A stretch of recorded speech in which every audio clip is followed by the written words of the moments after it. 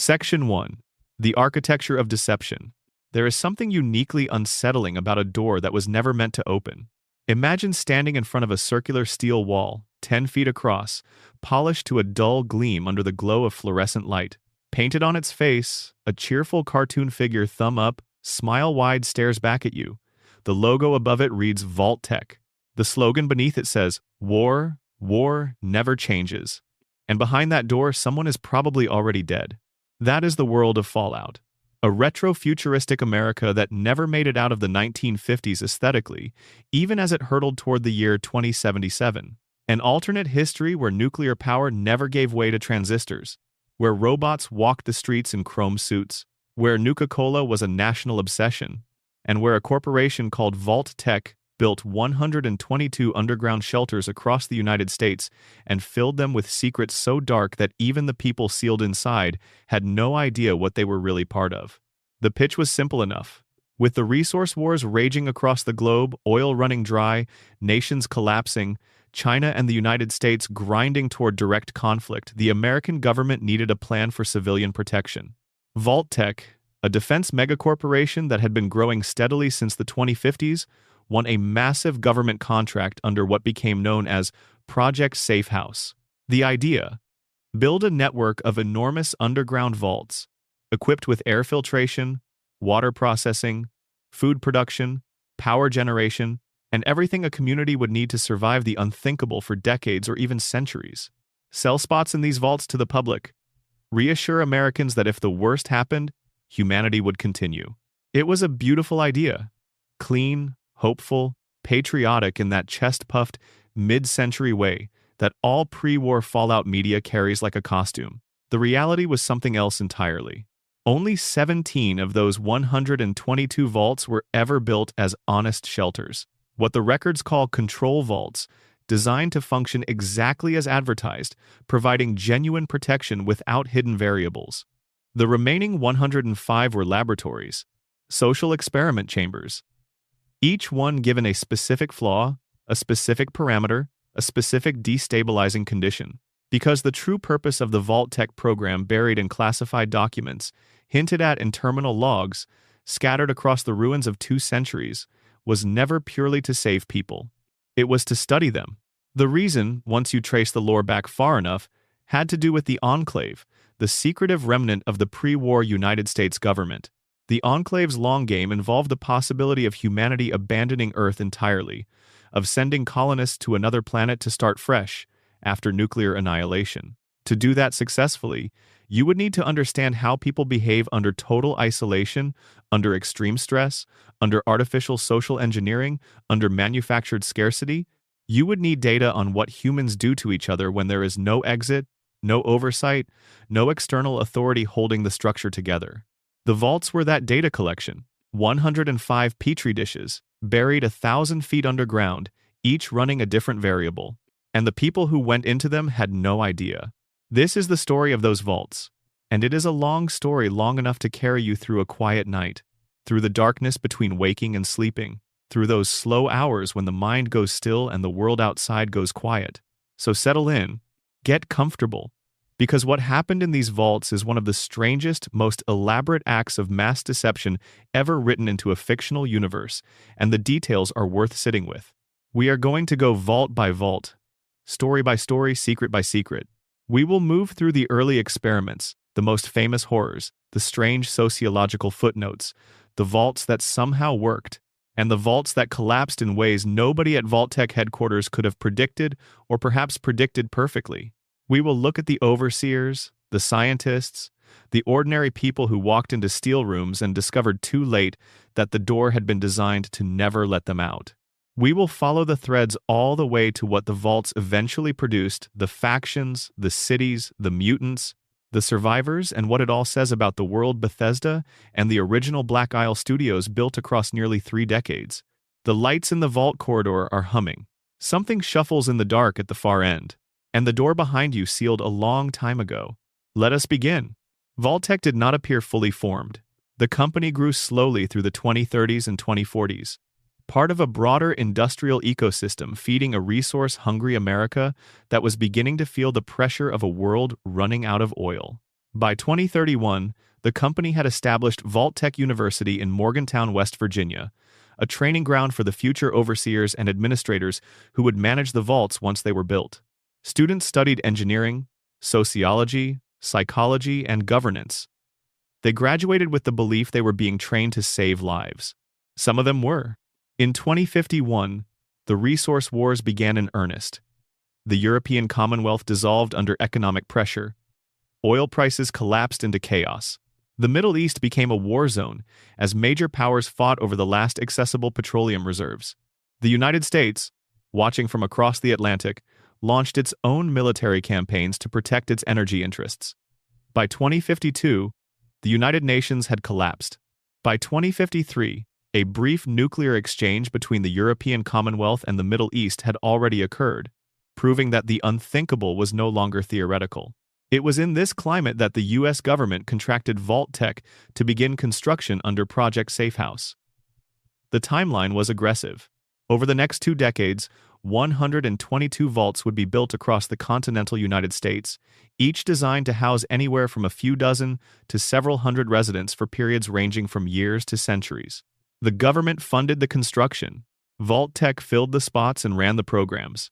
What the residents who bought spots in these vaults could not know, could not legally publish, thanks to the new amended Espionage Act, which made it illegal to publicize information about Vault-Tec's government contracts, was that for most of them, the vault they had paid to enter was already designed to become something specific, something studied. The Societal Preservation Program, which is what Vault-Tec internally called the experimental layer of the project, was managed by a small group of senior scientists and executives. The overseer assigned to each vault was sometimes in on the experiment, sometimes not. Sometimes they were a plant, a trained operative whose real job was to keep the experiment running, to enforce the conditions, to prevent anyone from learning the truth too soon. Other times, the overseer was as much a subject as everyone else. The forms applicants filled out before entering the vaults tell their own story. The paperwork included a health form, a liability waiver, a last will and testament form, a Vault-Tec citizenship agreement, and something listed as an organ donation invoice. At the bottom of the stack, a rights revocation charter. Most people, pressed against the wall of an oncoming nuclear war, signed everything without reading it. On the 23rd of October 2077, the bombs fell. Across North America, nuclear warheads detonated over cities, military installations, and industrial centers. The sky turned a particular shade of orange that nobody who survived it ever forgot. The missiles came from multiple directions. The Great War, as history would remember it, lasted roughly 2 hours. 2 hours of thermonuclear exchange between the United States and China and whatever other powers chose to participate that ended 2 centuries of slow civilizational decline in one morning. The sirens went off. People ran, people drove, people jammed highways and abandoned cars and sprinted for the nearest shelter. And the lucky ones, the ones with vault spots, with the right addresses, with their paperwork already filed, descended into the earth and sealed the doors behind them. The vaults closed. The experiments began, and for the next 2 centuries, in darkness and in steel, in silence and in violence, in hope and in despair, 100 different human stories played out behind those locked doors, each one different, each one shaped by the particular cruelty or curiosity that Vault-Tec had built into the design. We are going to visit as many of them as we can, starting with one that set the tone for everything that followed. Before we go deeper into the individual vaults, it helps to understand the physical reality of what these places were. A standard vault was a substantial underground complex built to house its assigned population with enough resources to last the designated experiment period. Each vault had a reactor for power, air filtration systems, water purification, food production facilities, medical bays, dormitories, a cafeteria, recreation rooms, and administrative areas, including the overseer's office. The iconic circular door, massive, steel, counterweighted, functioned as the psychological anchor of the entire structure. It was the boundary between the old world and the new one, the line between before and after. The Pip-Boy, that chunky wrist-mounted computer issued to every vault resident, became one of the most recognizable symbols in gaming, partly because of what it represented. Vault-Tec's reach, even in something as personal as a wearable device, even in the data it collected, even in the music it played to keep you calm, while the ceiling above you hummed with the weight of 200 feet of earth. The Vault Boy himself, that grinning, thumb-up cartoon mascot printed on everything from lunchboxes to propaganda posters to the walls of the vaults, is a perfect emblem of the whole project. Cheerful, optimistic, designed to reassure. Hiding something? He always looks like he knows more than he's saying. That, more than anything else, is Vault-Tec. Now, drop your shoulders. Let your breath slow down. We have a long way to go, and the best way to travel it is unhurried. Each vault has its own rhythm, its own texture, its own particular flavor of human story buried in the details. Some of them are deeply dark. Some of them are strange in ways that lean more toward the absurd. Some of them are quietly tragic. A few of them, very few, are almost hopeful. We will move through them the way you might move through a long night, one room at a time, pausing to read the terminal entries, to look at the skeletons on the floors, to piece together what happened here, and why, and what it means. The humming of the reactor fills the corridor.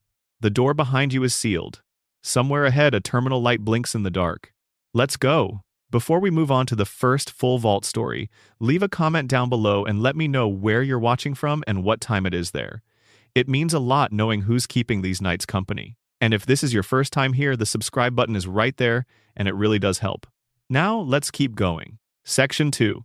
The Musicians of Vault. 92. If you were one of the world's finest musicians in the early 2070s, and a Vault-Tec representative arrived at your door with an invitation, the offer would have sounded like salvation. Vault 92, they told you, was being specifically curated to preserve the musical talent of humanity. When the bombs fell, if the bombs fell, the best artists, composers, and performers in America would be protected underground, continuing their work, keeping music alive for whatever future civilization emerged. You would have rehearsal spaces, recording equipment, instruments, the full infrastructure to practice and create, and you would be safe. The pitch was compelling enough that Vault 92 filled with exactly the population Vault-Tec wanted. Gifted, passionate, creative individuals who cared deeply about their art and who, perhaps more than most demographics, were accustomed to channeling strong emotions into structured form. Musicians were selected because they would not question a community's elevated stress levels. They would attribute anxiety, restlessness, and agitation to the creative process, to performance pressure, to the inherent intensity of a life spent in pursuit of artistic expression.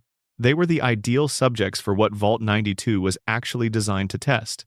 Construction on Vault 92 began in May of 2062 and finished in 2068. The vault was built in the capital wasteland, what would become the irradiated ruins of the Washington, D.C. area, and designed to hold 245 occupants. Its official experiment designation was White Noise Mind Suggestion Combat Experimentation. The goal: to determine whether white noise frequencies embedded with subliminal messages could be used to implant combat-oriented post-hypnotic suggestions into human subjects. In other words, to see if you could turn civilians into sleeper soldiers by pumping manipulative signals through the music they listen to every day. The experiment was run by Overseer Rubin, who understood his assignment completely. He was not a victim of the vault. He was its architect, working in concert with a set of parameters passed down from Vault-Tec's Societal Preservation Program. His public-facing partner was Professor John Malleus, a genuinely curious academic who believed he was running legitimate psychological research studying how white noise affected musical performance and stress tolerance. Malleus was not in on the real experiment. He would remain unaware of the full picture until it was far too late to matter. The early phase went quietly. White noise emitters were installed in the recording studios, their signals blended subtly beneath the music that played during rehearsal and practice sessions. The residents went about their days, practicing scales, composing, rehearsing, recording, performing for one another in the communal spaces. Life in Vault 92 had a texture that most vaults lacked. There was beauty here, or at least the aspiration toward it, in the sounds that drifted through the corridors at all hours.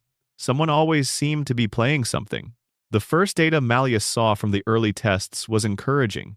In the cold language of experimentation, 33% of subjects who lapsed into a trance-like state under the white noise signal allowed the team to implement subtle behavioral modifications, minor habitual tics, small changes in how they responded to specific stimuli. Nothing alarming. Nothing that anyone would notice unless they were specifically tracking it. Then Overseer Rubin extended the reach of the signal. Without informing Malleus of the change, Rubin had the white noise emitters wired into the loudspeakers throughout the vault's living quarters, not just the studios, but the dormitories, the corridors, the communal areas. The sound was subtle enough that residents didn't consciously register it, but they were now being exposed during sleep, during meals, during the quiet moments between performances when a person's defenses are lowest and the mind is most receptive to suggestion. To ensure maximum exposure, Rubin also blocked the distribution of personal sound players and headphones. He wanted everyone listening to the studio playback through the compromised speakers. He wanted total saturation. The results came quickly, and they were not the controlled behavioral modifications Malleus had observed in the early tests. The first major incident involved a resident who had shown no prior signs of aggression, a careful, methodical musician with an otherwise calm temperament who attacked 3 fellow residents without warning or apparent provocation. He was stopped and subdued. The overseer's official report described it as an isolated anomaly. Then there were 12 more incidents in a single month, 7 fatalities. Men and women who had spent their pre-war lives dedicated to the delicate art of producing beautiful sound began tearing each other apart in the corridors of a vault that smelled of old instrument polish and recycled air. Malleus, reviewing the data, concluded that approximately 30% of the vault's population, roughly 70 people, had developed symptoms consistent with clinical insanity. 35 residents were already dead. The professor went to Overseer Rubin and told him the experiment was a failure. The white noise had not produced disciplined combatants. It had produced something much cruder and much more dangerous: indiscriminate, uncontrollable violence. The manipulation had slipped its intended channel and flooded into something animal and unstructured. Rubin refused to stop the experiment. In a last-ditch attempt to maintain control of the situation, the overseer implemented a command phrase embedded in the white noise signal, designed to function as a verbal pacification trigger for the guards to use against residents who had succumbed. The phrase was, "Sanity is not statistical." It did not work. Within a short time, Malleus received his final piece of information from a mortally wounded security guard as the vault descended into chaos around him. He learned that the white noise had not just been in the studios, it had been in the dormitories. The emitters had been in the living quarters for an extended period, and he had never known. There had been no controls in the experiment, no clinical structure, no safety protocols. The entire project had been run with a fundamental disregard for the well-being of the 245 people who had been brought into this vault under the promise of creative sanctuary. Malleus attempted to reach Rubin. He wanted the overseer to answer for what he had done. The records go quiet after that. By the time anyone from outside Vault 92 could piece together what had happened, the vault was silent. The maintenance crews had all died or fled. Without anyone managing the systems, water from an underground lake began flooding the lower levels. What had once been a place where music was played, where scales ran up and down through clean air, where someone was always composing something in a quiet room, became a flooded ruin, littered with explosives, weapons, and the remains of 245 people. Some of the terminal logs that survive from Vault 92 are hard to read. Not because they are graphic, though some of them are, but because of the specific quality of the tragedy recorded in them. These were people who had been chosen for something beautiful. They believed they were being valued for the thing they spent their lives devoted to, and the Vault had used that belief as a weapon against them, selecting musicians precisely because their willingness to tolerate emotional intensity made them easier to manipulate. The recording equipment in the studios still works, according to in-game exploration. If you find a working holotape in Vault 92 and play it back, you hear music. Someone recorded something before the end. The song is unfinished. That detail, the unfinished song, says something about Vault 92 that the terminal logs cannot quite capture. Not about the experiment, about the people who were in it. About the difference between what Vault-Tec saw when it looked at those 245 residents' variables, subjects, data points, and what those residents actually were. They were musicians. They had made something beautiful, even here, even underground, even in the weeks and months before the signal took hold and the beauty shattered. The unfinished song is what remains. Section 3, Vault 106, and the fog that never cleared. 29 miles from where Vault 92 sits flooded and silent, there is another vault whose residents never knew what was happening to them either. And in some ways, that makes their story worse. Vault 106 was built in the capital wasteland, with an experiment simple enough to describe in a single sentence. 10 days after the vault door sealed, psychoactive drugs would be introduced into the air filtration system. That is all. That is the entire design document. A chemical compound delivered through the one infrastructure system that everyone in the vault depended on to breathe, time to activate 10 days after the population was sealed inside and had begun to settle into their new reality. The specific compound was never publicly identified in the game's lore, but its effects are documented through the terminal entries and through what the player encounters when they explore. Vault 106 in Fallout 3. The drug produced paranoia, increasing, escalating, unrelenting paranoia that warped perception and eroded the basic social bonds that allowed people to coexist in a confined space. Over time, it also produced violent tendencies, not the targeted, programmed violence that Vault 92 was trying to engineer, but something more diffuse and more personal. The suspicion that the person next to you meant you harm. The conviction that the system around you was working against you. The sense that reality itself had become unreliable. The overseer of Vault 106 was complicit in the experiment from the beginning. Terminal entries from the early days show the overseer downplaying behavioral anomalies, reassuring residents that the stress of the new environment was naturally affecting everyone, encouraging people to rest and give it time. The standard script of authority managing a restless population, except that in this case, the authority knew the population was being chemically destabilized and was actively working to prevent anyone from identifying the source. Vault 106's experiment did not have a designed endpoint. There was no scheduled moment when the drugs would stop, no condition under which the vault would open. The compound just continued to flow through the air, day after day, while the population inside it slowly came apart. What makes Vault 106 particularly disturbing is what the player finds there 2 centuries after the Great War. The vault is still releasing the compound into its air supply. The filtration system is still running the experiment because nobody has turned it off, because there is nobody left who knows it was ever turned on in the first place. The residents who remain, and there are some, which raises questions that the game leaves productively unanswered, are not functioning individuals. They are feral. Not in the ghoul sense, not mutated by radiation, but broken by something that has been in the air they breathe since the day the vault sealed. When the player enters Vault 106, they begin to experience hallucinations from the compound still present in the atmosphere. The world goes strange. Figures that are not there appear at the edges of vision. The reliable geometry of the vault interior becomes uncertain, and then normal function returns, and the player is left standing in a corridor surrounded by people who never got to come back from that. The ethical weight of Vault 106 is different from Vault 92's. In Vault 92, the destruction was dramatic and total. The white noise drove the population to visible, documented violence, and the vault collapsed in a way that left clear evidence of what happened. Vault 106 is quieter. The damage was done slowly, invisibly, through the air itself. The residents never had a moment of revelation. They never learned that the fog in their minds was manufactured. They just lived inside it, generation after generation, the drug as ambient and unremarkable as the hum of the reactor. And, in some ways, that is its own kind of horror. The white noise experiment was brutal. The drug experiment was patient.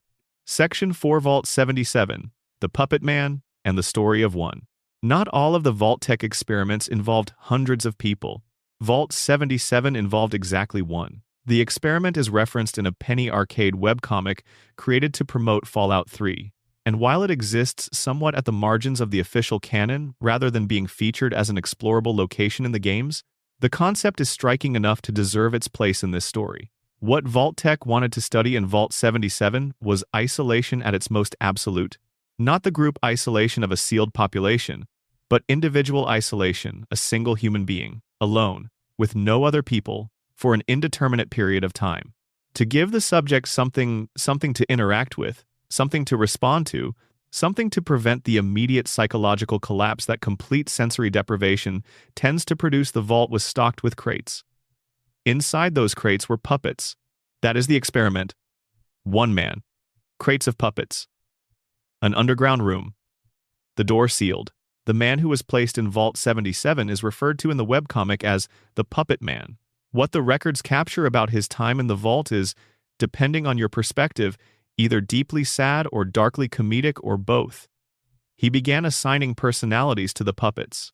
Not playfully compulsively, He developed relationships with them, gave them histories, created conflicts between them and resolved those conflicts, played out scenarios that became increasingly elaborate as the weeks and months stretched on. Some of the puppet personalities became violent, some of them turned on others. The puppet man, in giving them personalities, also gave them his own psychological projections, his loneliness, his resentment, his fear, his need for connection. The puppets became a theater for everything he couldn't process directly in an environment with no one else to process it with. He eventually escaped the vault, or left. The webcomic is deliberately ambiguous about the mechanism. When the puppet man encounters the outside world, he has been alone so long that the social norms of the wasteland, which are already far from conventional, feel foreign and overwhelming. He eventually meets a king who is threatened by his presence and considers having him killed.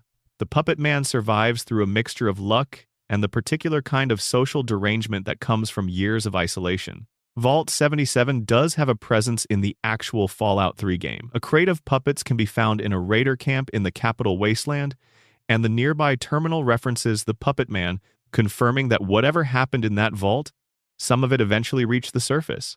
What Vault-Tec learned from this experiment, whether anyone was ever there to collect the data, whether the findings were ever written up in any report, is never addressed.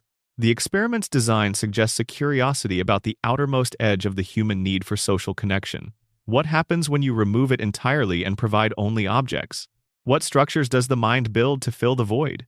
The answer, in Vault 77's case, was a miniature society made of puppets, maintained by a single person who understood, on some level, that none of them were real and continued anyway, because the alternative was nothing at all.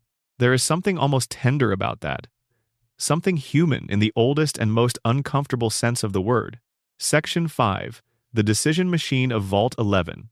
Of all the Vault experiments in the Fallout franchise, the one that generates the most discussion, the most analysis, and the most genuine moral discomfort is Vault 11. It is also, in many ways, the most perfectly designed piece of storytelling in the series. The entire history of Vault 11 can be reconstructed from terminal logs, audio recordings, and environmental details, none of it delivered through cutscenes or NPC exposition dumps, all of it assembled by the player moving through an empty vault, reading what was left behind. The story it tells is about what happens when authority demands the unthinkable, and what it costs a community to comply over and over and over again, for 3/4 of a century. Vault 11 was built in the Mojave Wasteland, west of Boulder City. It was one of 6 civilian vaults in the Mojave region. Like most vaults, it had all the standard infrastructure: dormitories, cafeteria, medical facilities, reactor, administrative levels. And like most vaults, the residents who entered it on the day of the Great War believed it was a shelter. What they discovered, once the door sealed behind them, was that Vault 11 had a demand. The vault's computer system informed the overseer, and through the overseer, the population, that one resident must be sacrificed each year. If the sacrifice was made, the vault would continue to function. If the sacrifice was refused, the vault's life support systems would be permanently shut down, killing everyone inside. The first overseer, upon learning this, told the residents. And the residents, faced with no alternative, no way out, no option but to believe the machine that controlled their air and water and heat, elected him as the first sacrifice. He had delivered the news. He had become, in the minds of the population, the one responsible for it. The election was not kind. The tradition established itself from that moment forward. The annual election of an overseer who would serve for a year and then be executed at the end of their term. The overseer position, which in most vaults represented authority and survival, became in Vault 11 a death sentence with a 1-year reprieve. The political ecosystem that developed around this structure is documented in extraordinary detail across Vault 11's terminal logs. 6 voting blocks emerged: the Allied Service Workers Block, the Divine Will Block, the Human Dignity Block, the Justice Block, the United Vault Technicians Block, and the Utilitarian Block, each jostling for influence over who would be nominated and who would win the annual election. Because to win the election was to die, the blocks competed not to have their candidate chosen but to have someone else's candidate chosen. Elections became mechanisms of political elimination. Nominations were threats. The propaganda posters that decorated Vault 11's walls are described in the lore as genuinely vicious pieces of political attack art. The blocks plastered their messaging everywhere, each one dedicated to making the case for why some other person deserved to be the next overseer. This went on for 16 years. Then came Catherine Stone. Catherine's husband, Nathan, had been quietly winning at poker with members of the Justice Bloc, the most powerful voting coalition in the Vault. Roy Gottlieb, the Justice Bloc's president, resented this and saw an opportunity. He approached Catherine privately and told her that the Justice Bloc was considering nominating Nathan for overseer. He offered to prevent this if Catherine would provide sexual favors to Gottlieb and his associates. Catherine complied. The Justice Bloc nominated Nathan anyway. The story of what happened next is one of the most human, most gut-wrenching sequences of events in Fallout lore, precisely because it is not the story of someone transformed into a monster. It is the story of someone pushed past an endurable limit and doing the most comprehensible possible thing. Catherine Stone went on a killing spree through the Justice Bloc. When she was caught, she confessed immediately. The population, in a moment of dark political irony, elected her as the next overseer. Her first act in office, Overseer Order 745, dissolved the election system entirely and decreed that future overseers would be selected at random by the Vault's computer systems, removing the human political machinery from the process. The Justice Bloc, terrified of losing the influence they had held through the election system, launched a coup. The coup became a civil war. The civil war killed most of the Vault. By the time it ended, 5 people were still alive in Vault 11. 5 survivors, standing in the wreckage of a community that had spent 16 years murdering one of its own members every 12 months, finally reached the decision that the experiment had been designed to make impossible. They agreed. They would not send another sacrifice to the machine. They were prepared to die for that refusal. They walked together to the sacrificial chamber, a room at the end of a long corridor, fitted with a chair, a small coffee table, and a projector. They entered, they sat, they waited. And instead of the life support shutting down, an automated message played. The message told them that by choosing not to sacrifice one of their own, they had demonstrated a commitment to human life that was, in the words of the recording, a shining example to us all. The vault door, it announced, would now be unlocked. They were free to leave.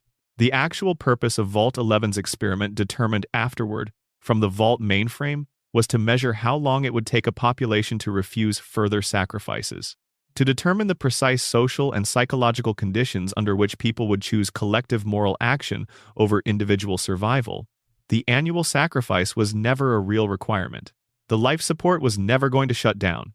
The entire structure of fear and compliance that had governed Vault 11 for 16 years was a fabrication. 4 of the 5 survivors took their own lives upon learning this. The weight of what they had done, the 16 years of compliance, the murders, the elections, the civil war that left almost everyone dead, had been built on a lie. They had been complicit in 75 years of community-sanctioned killing, and the machine they had feared and obeyed had never had any real power over them at all. The 5th survivor left the vault. Their name is never given. They appear in no other records. They walked out of Vault 11 into the Mojave sun, carrying whatever remained of themselves after 16 years in that place, and they kept going. When the player enters Vault 11 in Fallout, New Vegas, it is empty. The terminal logs are there. The audio recordings are there. The sacrificial chamber still works. The player can sit in the chair, watch the cheerful Happy Trails slideshow that played for each overseer before the walls opened and the robots emerged to kill them, and then fight their way out of the room. There are exactly 16 skeletons on the floor of the sacrificial chamber, 1 for each year. Breathe. That is a lot to sit with, so let it settle. Vault 11 is special in the Fallout series for a lot of reasons, but the most important one is how completely it refuses to locate evil in a single individual. There is no villain in Vault 11, or rather, there is no villain who is not also recognizably human. Roy Gottlieb did a monstrous thing. Catherine Stone committed a killing spree. The Civil War was started by people who preferred to kill for power rather than accept powerlessness. But all of it grew from a social structure that Vault-Tec deliberately designed to produce those outcomes that turned ordinary people into agents of their own destruction, by giving them just enough structure to institutionalize. Obedience and just enough scarcity to make survival feel like it required someone else's death. The 5 survivors at the end refusing to comply, that was the experiment's actual intended outcome. The question was always, how much will people endure before they say no? The answer was, A lot. 75 years of annual murder. And then, finally, 5 people left alive in the dark, choosing differently. Section 6, Vault 87, and the birth of the Capital Wasteland's monsters. There are experiments in this list that are dark in the way human cruelty is dark, in the way institutions abuse power, in the way social structures calcify into something murderous.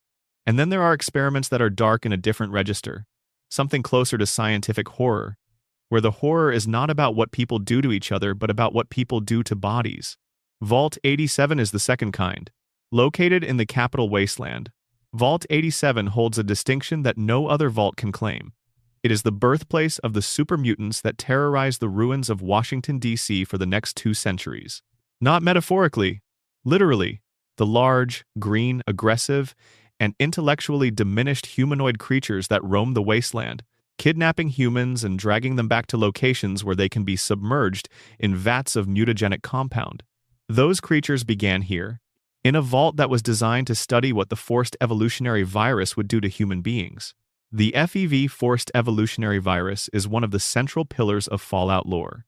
Originally developed as part of a military research program before the war, the virus was designed to accelerate human evolutionary potential to produce physically superior specimens capable of surviving conditions that would kill normal humans. The results were more dramatic than intended. FEV exposure fundamentally restructured human biology, producing massive increases in physical size, strength, and durability. It also produced significant changes in cognitive function, though the relationship between FEV exposure and intelligence loss is not uniform across all affected individuals. Vault 87 was built as a controlled environment for FEV research. Its residents were not told this. They believed they were entering a standard vault, designed for their protection. Upon arrival, they were taken to sealed chambers described in the lore as airtight, clinical spaces designed for observation and exposed to concentrated doses of FEV variant.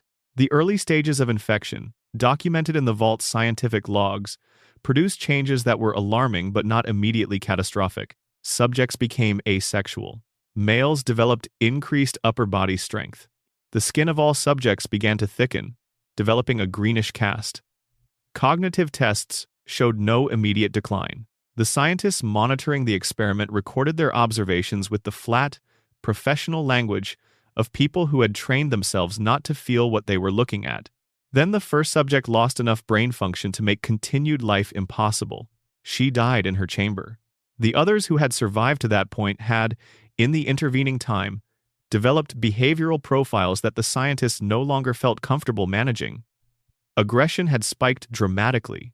The subjects were not the disciplined biological upgrades the program had envisioned. They were dangerous, and becoming more so. Some of the newly created super mutants broke out of containment within approximately 1 year of the vault sealing. They went into the wasteland, the Capital Wasteland, the ruins of Washington, D.C. And they kept going. And they kept doing what the FEV had programmed into them at some basic biological level, seeking out unaffected humans and exposing them to the same mutagenic process that had transformed them. The super mutants that the player encounters in Fallout 3 are the descendants of that original cohort, generations removed from Vault 87's chambers, but still returning to them, still maintaining a crude version of the process that created them, still dragging humans from across the wasteland back to the vats. They are not at this point coordinating a strategy. They are enacting a kind of biological imperative, a drive to reproduce a community that cannot reproduce in any other way, because FEV renders its subjects sterile. There is something genuinely tragic buried in the horror of the super mutant storyline that is easy to miss when you are running from them through the ruins. They are monsters made by a process they did not choose, acting on drives they cannot fully articulate, maintaining a cycle of violence because it is the only way they understand to continue existing. The violence is real. The harm they cause is real. But the origin of all of it is a vault built by people who wanted to see what a virus could do to a human body, and who populated that vault with residents who had no idea what the vault was for. Section 7. The Sadist in the Machine. Vault 112. There is an argument to be made that Vault 87 is more catastrophically harmful than any other vault in the Fallout universe, its byproduct having terrorized an entire region for 2 centuries. But for pure, concentrated, deliberate personal cruelty, there is another vault that holds a unique and deeply uncomfortable distinction. Vault 112 was not an accident. It did not spiral out of control. It did not collapse under the weight of social dynamics that became more destructive than the designers intended. Vault 112 worked exactly as planned. And what it was planned to be was a private torture chamber managed by a single man of extraordinary scientific intelligence and profound moral vacancy. That man was Dr. Stanislaus Braun. Braun was the director of Vault-Tec's Societal Preservation Program, the person who, in the organizational hierarchy, oversaw the design of experiments for most of the individual vaults. He was also the inventor of the Garden of Eden Creation Kit, or GECK, the device distributed to certain vaults to allow them to terraform and revitalize the surface after the war. Braun was, by any measure, one of the most capable scientists in the pre-war period. His intellectual achievements were genuine and significant. He was also, beneath the professional accomplishment, someone who had spent a career developing technologies for experimentation on human beings, and who had arrived, perhaps gradually, at a relationship with the people he experimented on that had crossed some fundamental line from scientific detachment into something active and purposeful. Vault 112 was built to house 85 occupants in virtual reality pods, egg-shaped tranquility lounger units that would suspend residents in a simulated world for the duration of the experiment. The stated purpose was to study the psychological effects of indefinite virtual reality immersion. Residents would be told they were going to live perfect lives in a simulation, sheltered from the real world's devastation.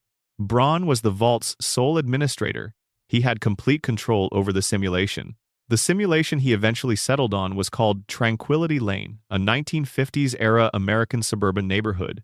A cul-de-sac of cheerful houses, white picket fences, a playground at the center, neighbors moving through their days in the particular choreography of mid-century domestic life. The design reminded Braun of Kronach, his hometown in Germany, mapped onto an American aesthetic he found comfortable. His residents settled naturally into the environment, filling the roles the simulation offered, their memories adjusted to match the reality they were inhabiting. What Vault 112's occupants did not know was that they could not leave the pods on their own. The system had been built without a resident-accessible exit. Once inside, you were inside until Braun decided you weren't, and Braun had no intention of letting anyone out. He began as the experiment intended. Perfect simulations, happy virtual lives. And then he got bored. He started changing things. Small disruptions at first, discomforts, anxieties inserted into the simulation, the way a child might pull the wings off something to see what it would do. Then larger ones. He began virtually killing residents, watching their responses, resetting their memories, beginning again. Kill. Reset. Begin again. Over and over. He ran through multiple different simulations before settling on Tranquility Lane, finding in its particular domestic tranquility the most satisfying backdrop for what he had developed into a systematic, deliberate practice of cruelty. In the simulation, Braun took the form of a little girl named Betty, a child avatar for a man who spent 2 centuries torturing the neighbors he had created for himself. When the player arrives in Fallout 3 and enters the simulation to find their father, they meet Betty almost immediately. Betty wants them to do terrible things, against the residents of Tranquility Lane. Psychological torment, physical harm, escalating requests that grow more disturbing with each compliance. One resident, a woman named Old Lady Dithers, had become aware of what Braun was doing. She does not say how, whether she had simply been in the simulation long enough that something slipped, whether the memories Braun erased had left some residue she couldn't account for. Her stress levels, according to the Vault's monitoring systems, were severely elevated. She was not fooled by Tranquility Lane's pleasant facade. She knew or suspected that the neighborhood was not what it appeared to be. She is the one who tells the player about the failsafe, a hidden terminal in an abandoned house in the simulation, accessible through a specific sequence of interactions with ordinary-seeming household objects, a broken radio, a glass pitcher, a garden gnome. The pattern is deliberate, odd, domestic, slightly surreal. Someone designed it to be findable by a person who was paying attention to the simulation's textures, who sensed the wrongness behind the pleasantness. Braun had been torturing the residents of Vault 112 for over 200 years by the time the player arrives. 2 centuries of memory, erasure, and murder, and resurrection and murder again. A laboratory with 85 permanent, captive, fully conscious subjects who had no means of escape and no awareness of what was happening to them between the erasures. The game allows the player two paths. They can do what Braun asks, torture the residents, complete his assignments, receive in return the information about their father and permission to leave. Or they can find the failsafe and activate the Chinese soldier protocol, which overrides Braun's control of the simulation and introduces AI-controlled military figures who kill every resident, virtually ending the simulation and killing them in their pods. Depending on the player's choices, Braun either continues his eternal game with whoever is left, or the game ends. He cannot die in the simulation because he controls the simulation. Outside the pods, in the vault proper, he sits in a tranquility lounger like everyone else, a single administrator unit, running a program that has been active since before the bombs fell. The vault's robo-brain greeter, when you first arrive, informs you that you are 202.3 years behind schedule. Braun has been waiting. Section 8 Vault 108. Gary. There is a vault in the capital wasteland, south of Canterbury Commons, northeast of the old Corvega factory, that you can hear from a distance, not from sounds coming out of it, but from sounds you associate with it once you know what is inside. The word Gary. Vault 108 was designed around a leadership vacuum experiment. The setup was precise. An overseer selected specifically because he had a genetic predisposition for a rare and aggressive cancer, expected to kill him within approximately 3 years of the vault ceiling. A power supply engineered to begin failing unpredictably after 20 years. An armory stocked at triple the standard allocation, enough weapons and ammunition to equip a small military, distributed among a population that now had no functioning authority structure and rapidly degrading infrastructure.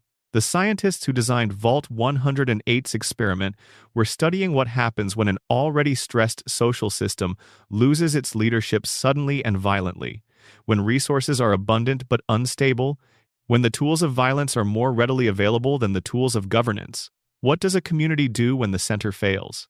How do power vacuums form? What fills them? What filled Vault 108 was Gary? Among the Vault's population was a man named Gary. The specifics of Gary's personality prior to the experiment's events are not well documented in the lore, which is fitting, because Gary's individuality, his specific history, his relationships, his character is somewhat beside the point of what happened to him. What the Vault's cloning lab produced with Gary was not more of him. It produced something that wore his biological configuration but was, in every meaningful cognitive sense, different. Each successive Gary clone was more aggressive than the last. Each one retained only one identifiable trait: the ability to say the word Gary. The cloning lab experimented with repeated production of the same individual. At what point does a copy diverge from the original? How much can you replicate through biological reproduction? What is transferred and what is lost? These are interesting scientific questions. The answers produced by Vault 108's equipment were 54 clones, every one of them hostile to anything that was not Gary, and every one of them capable of only one word of communication. The holotape from the cloning lab describes the scientists watching Gary 54, the 54th iteration, attack Dr. Peterson during an examination. By that point, the observation rooms were overflowing with clones that the staff had no means of safely containing. The Vault's power system had already begun failing. The Overseer was dead or dying from cancer. The armory was accessible. The clones were mobile, hostile, and impossible to communicate with in any meaningful way. The only survivors of Vault 108, by the time the player arrives in 2277, are the Gary clones. They roam the Vault's corridors and rooms, and they will attack anyone who enters. When they communicate, and they do communicate, in whatever sense the word applies, they say Gary, happily, angrily, questioningly, threateningly, all inflected differently but all containing the same single syllable. Gary, Gary, Gary, Ga, Ari. The player can find, scattered through the vault, the personal effects of the people who lived here before the clones, small domestic objects, notes between friends, the mundane evidence of ordinary lives that ended in a way nobody could have anticipated when they walked through that vault door looking for safety. There is something almost darkly comic about Vault 108, and the Fallout series leans into that aspect of it. The Gary clones are one of the series' more memorable images The pure absurdism of a vault overrun by a man who can only say his own name. But the comedy lives directly next to the reality, which is that 475 people were put in a vault designed to implode, with no viable path to a stable outcome. The only variable the designers did not anticipate was the clones being Gary's specific character, or rather, they anticipated clones, but not the particular way these clones developed. Each Gary was his own surprise. Section 9. The Plants of Vault 22. Not all of the Vault experiments were about what people would do to each other. Some were about what the environment would do to people. And some were about what would happen when you combine the two in a sealed space with no exit. Vault 22 was built in the Mojave Wasteland, with a purpose that, on the surface, reads like one of the more benign entries in Vault-Tec's catalog. It was designed as a green vault, a research facility dedicated to solving one of the major challenges any sealed underground community would face over an extended period: food production. How do you sustain a population indefinitely on plants grown in an artificial environment? What crops can be cultivated without natural sunlight? What yield rates are achievable in a controlled underground setting? The vault was populated with scientists and horticulturalists, people who spent their careers thinking about exactly these questions. They were dedicated and prepared. The sign over Vault 22's entrance described its inhabitants as working to innovate understanding of agricultural possibilities in a fight against the global hunger crisis. The experiment had genuine scientific value. It was also, like almost all Vault-Tec projects, hiding something. Among the donations from pre-war defense contractors to Vault 22's research program was a sample of a fungus called Beauveria mordicana. The fungus had been developed at a research facility called Big MT, a pre-war think tank whose contributions to scientific advancement were matched only by its comprehensive disregard for the implications of what it produced. Beauveria mordicana was originally designed as a pest control agent. When a pest was exposed to its spores, the fungus infested the host body, colonized it, eventually killed it, and then critically continued using the dead body as a mobile spore dispersal unit, animating the corpse and directing it to move through the environment, spreading spores to new hosts. The fungus was effective for agricultural pest control. It was also, as the scientists at Big MT had discovered but apparently not prominently disclosed, perfectly capable of infecting human bodies by the same mechanism. Vault 22's scientists began experimenting with the fungus after the Great War. The spores spread gradually through the vault's air circulation system, slowly enough that nobody noticed the initial exposure, slowly enough that the first confirmed infection presented as nothing more alarming than a persistent cough. The first fatality was a scientist named Dr. Harrison Peters. His corpse got up and kept moving. The Vault 22 terminal logs document the escalating horror of the next few weeks and months, with the particular quality of writing that comes from people who are both scientists and victims, clinical and precise, up to the point where clinical precision stops being possible, and then increasingly urgent and fragmentary as the situation accelerated beyond anyone's ability to document it coherently. The scientists who survived the initial outbreak attempted to contain the infected. They failed. The spores were airborne and already throughout the vault's environment. Those exposed coughed, weakened, and eventually died, and then the fungus reanimated them into what would later be called spore carriers, mobile biological systems driven by the fungal colony within them, no longer the people they had been, but still wearing their faces. By 2096, approximately 15 years after the Great War, a group of 118 survivors emerged from Vault 22 and traveled to Zion Canyon. They were wearing their Vault jumpsuits and were heavily armed. The man who encountered them there, a long-term survivor named Randall Clark, who had built a solitary life in the canyon, noted their persistent coughing. He called them the coughers. He understood, without knowing exactly what they were carrying, that they were dangerous. He killed most of them and drove the rest away. By the time the player reaches Vault 22 in Fallout New Vegas, the vault has been overtaken entirely. The plants that were meant to feed a community have grown through the vault structure unchecked for over a century, pressing through walls and floors and ceilings. The spore carriers move through these green overgrown corridors, the remnants of faces visible in the living mass of fungal growth that controls them. The vault smells, the game implies, of decay and soil and something that is growing when it shouldn't be. Outside the vault's entrance, someone has spray painted over the original welcome sign. Underneath the original text, in urgent informal letters, Stay out, the plants kill. Section 10, Vault 19, Vault 34, and the science of making people miserable. There is a pattern in the Vault experiment designs that becomes clearer the more of them you study. Vault-Tec was not simply curious about what would happen when you gave people unusual living conditions. They were curious about specific levers of human social behavior, about what conditions produced paranoia, what conditions produced violence, what conditions produced tribalism and faction, and the willingness to hurt people on the other side of an arbitrary line. Vault 19 tested one of these levers specifically, paranoia. The vault was divided into two sectors, red and blue, each with its own overseer, each physically separated from the other. The vault's experiment was to determine whether paranoia could be induced through non-violent, non-chemical means, through suggestion, through environmental manipulation, through the slow erosion of trust that comes when you cannot be certain your environment is behaving predictably. The red and blue sectors were encouraged to view each other with suspicion from the beginning. The overseers, both of whom were in on the experiment, rare among vault overseers, fed the paranoia through a combination of approaches. Strange noises played from the vents above residents' sleeping quarters. Lights flickered in patterns that suggested intentional communication, codes that nobody could quite decipher. Unusual smells drifted through the air systems. Rumors were seeded. Accusations appeared in the vault's communication systems with plausible deniability. The vault's doctor was periodically accused of poisoning or otherwise drugging the population. This accusation was false, but it was difficult to prove, and in an environment where the air itself had been behaving strangely, where the lights did things lights were not supposed to do, where one's neighbors had begun keeping secrets, and one's overseer seemed to know things they weren't sharing, the accusation against the doctor had a surface plausibility that paranoia could grow in.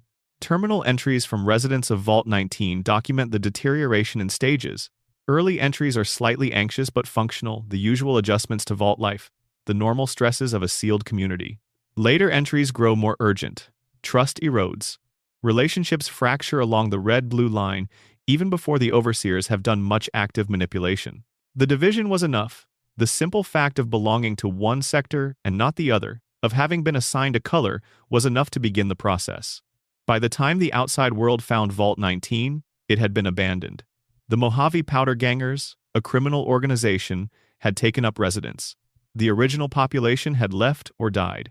Whether the experiment concluded on Vault-Tec's terms, or whether the population simply collapsed, is not entirely clear from what remains. What is clear is that the experiment worked, in the sense that it produced the outcome it was designed to study. Paranoia does not require chemicals to be induced. It does not require violence. It requires only an environment that consistently suggests, through small and accumulating signals, that the world around you cannot be trusted, and a social structure that gives that suspicion an object to attach to.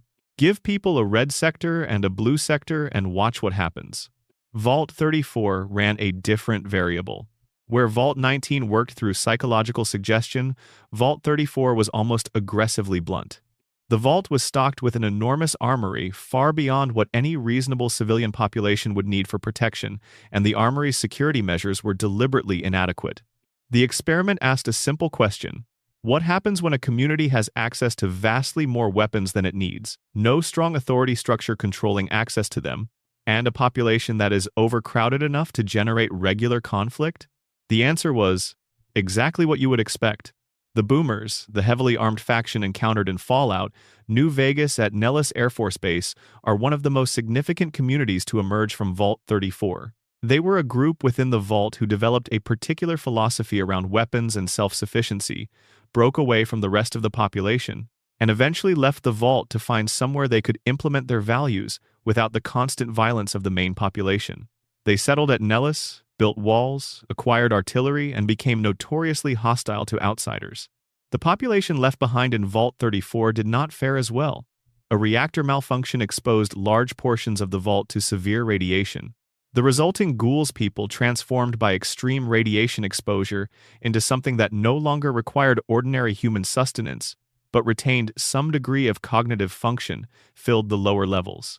The vault sank partway into the ground. The farms became contaminated. By 2281, Vault 34 is a flooded, irradiated ruin that the player navigates with significant caution, home to feral ghouls and the remnants of a community that had precisely the outcome the experiment was designed to produce. The weapons are still there, by the way, in enormous quantity. The armory is still stocked, sealed behind security systems that maintain themselves longer than the community they were meant to protect. The guns outlasted the people. Section 11. The Children of Vault-75.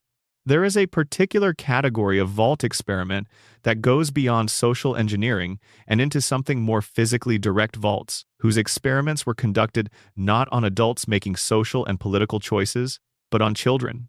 And of those, Vault-75 is the one that carries the most consistent weight of genuine moral revulsion among the Fallout community. The vault was built beneath Malden Middle School in the Commonwealth, the post-apocalyptic ruins of Massachusetts featured in Fallout 4. Its public-facing identity was clean and even generous.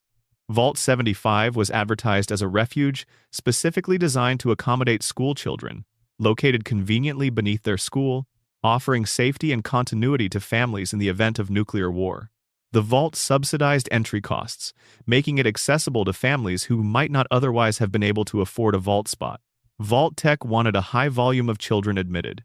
The actual experiment designation, the refinement of human genetics through selective breeding, hormonal treatments, genetic modification, and an accelerated generational cycle.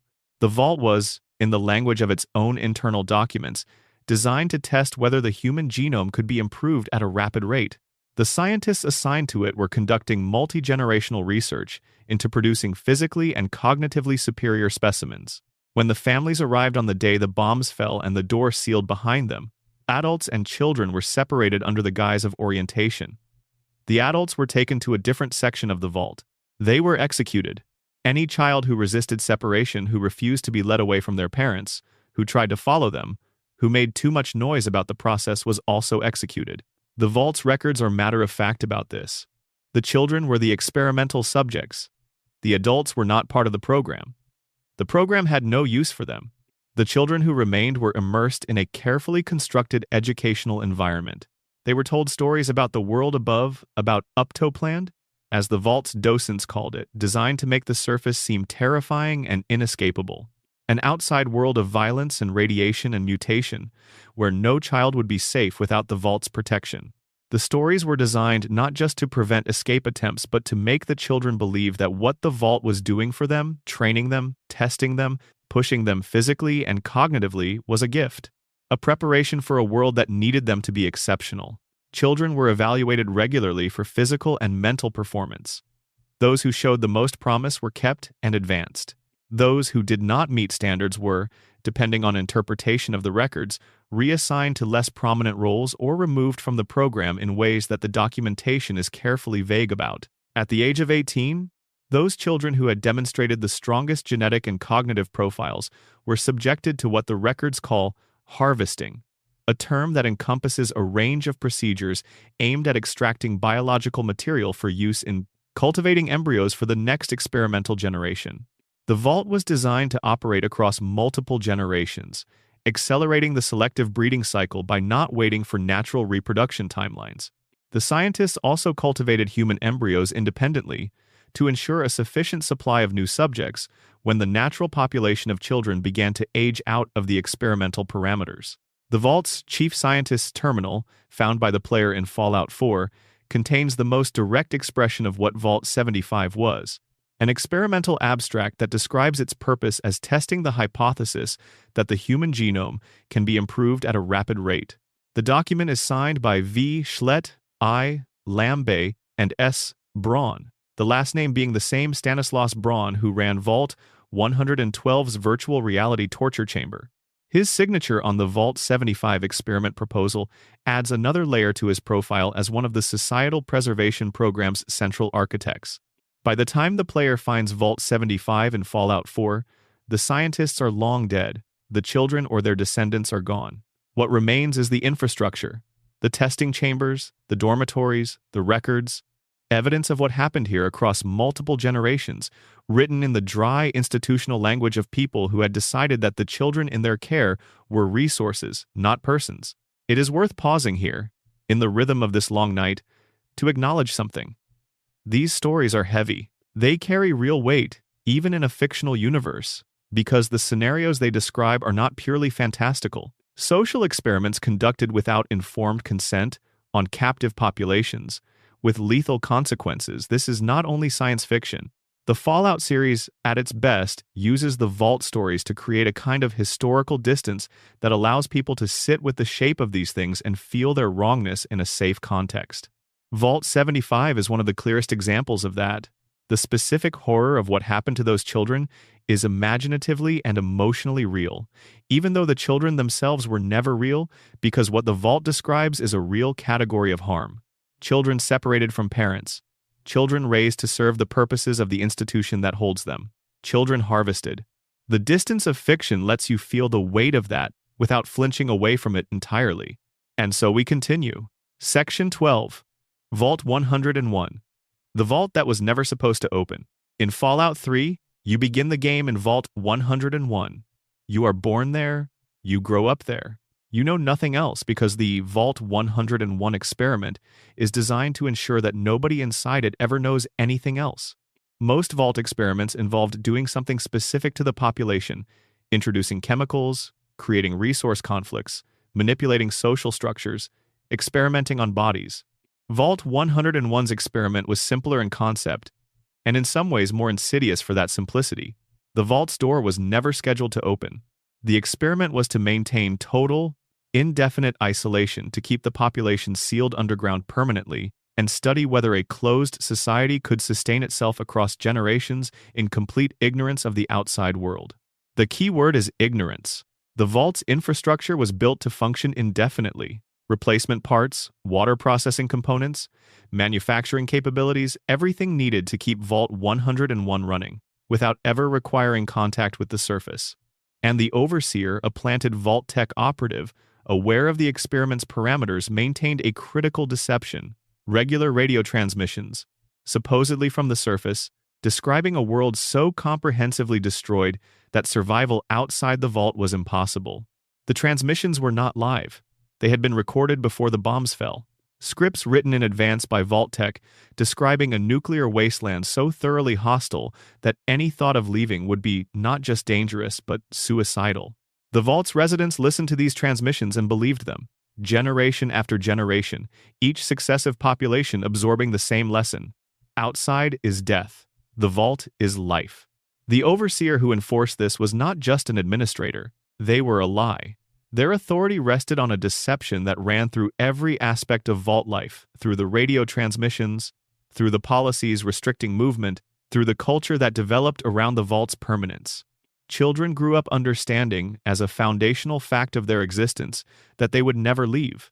The experiment, the official documentation notes, was intended to test the human condition when a vault never opened.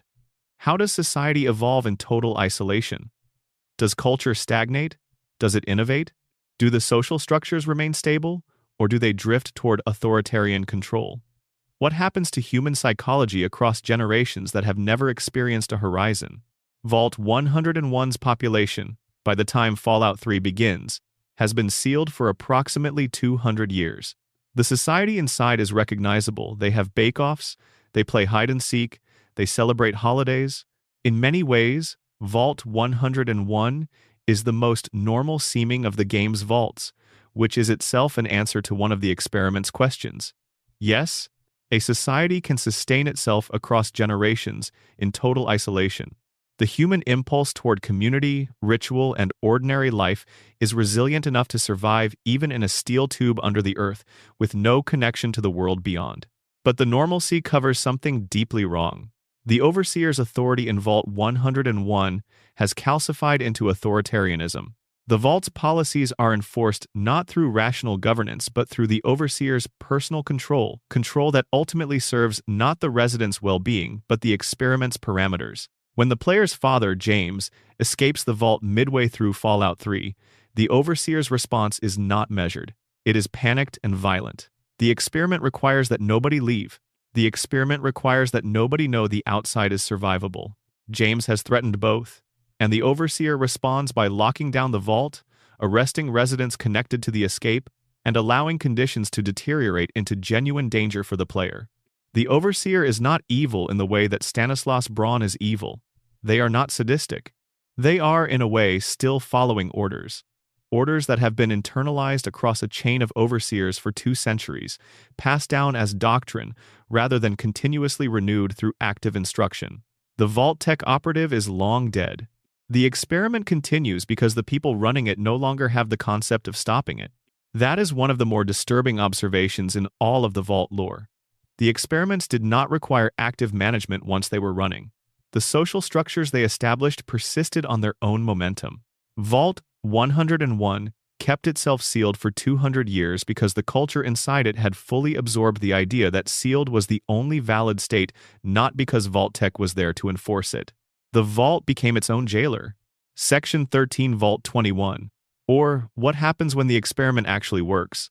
After so many vaults that collapsed in violence, in chemical fog, in fungal infestation, in the specific horror of people doing terrible things to each other under constructed pressure, it is something of a relief to spend time with a vault that, by any reasonable measure, went well.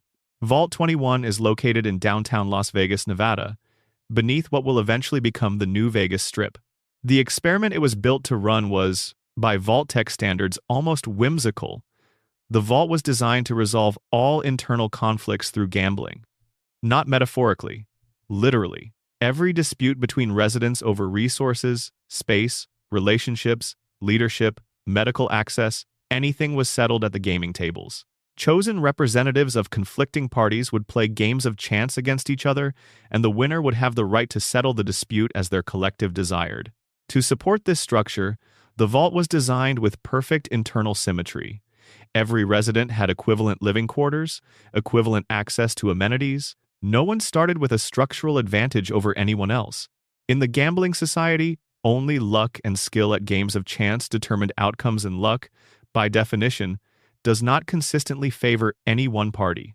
The vault was populated with people who were genuinely comfortable with this system. Gamblers, by temperament and experience. People who had already organized significant portions of their lives around the logic of chance. The culture they created in Vault 21 was, by the accounts left behind, functional. Not perfect, no sealed underground community ever achieved perfect, but genuine. People found ways to coexist. Disputes were settled. The society persisted. In 2274, Robert Edwin House, the singular pre-war genius who had survived the Great War by predicting its occurrence with near-impossible precision and building himself a survival system beneath the Lucky 38 casino made contact with Vault 2-1. He offered its population a place in his plan to rebuild Las Vegas. The decision of whether to accept the offer went to the gamblers of Vault 21. Of course it did. A game of blackjack decided Vault 21's fate. The side favoring opening the vault won. The residents began to assimilate into what would become New Vegas. Mr. House, after taking possession of the vault, filled its lower levels with concrete, sealing the deeper sections of the experiment permanently, and converted the upper levels into a hotel and casino. The vault's iconic circular door was incorporated into the hotel's design, repurposed as a decorative element on the New Vegas Strip. It is still there when the player arrives in Fallout New Vegas in 2281. The hotel is open. Sarah Weintraub, a Vault-born resident who grew up with the experiment and still remembers it fondly, runs the gift shop. She will give the player a tour if asked. The vault that gambling built is now a hotel that gambling funds. The experiment ended exactly the way Vault-Tec's design suggested, through an act of collective decision-making resolved by chance, and the population walked out into the sunlight and made something of it. It is one of the very few Vault stories in the franchise that ends in something recognizable as continuation, not triumph, exactly. Not a full reckoning with what the Vault was or what the experiment cost in terms of human autonomy and informed consent, but people alive, a community intact, a door open rather than sealed. The chips are still on the tables. Section 14.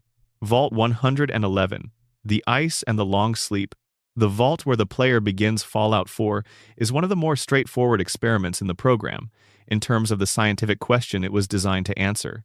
Vault 111 was a cryogenic stasis facility built to study the long-term physical effects of sustained deep freeze on human subjects.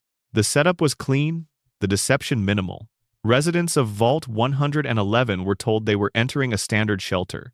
Once inside, they were ushered into cryogenic pods and frozen immediately, without extended warning, without explanation.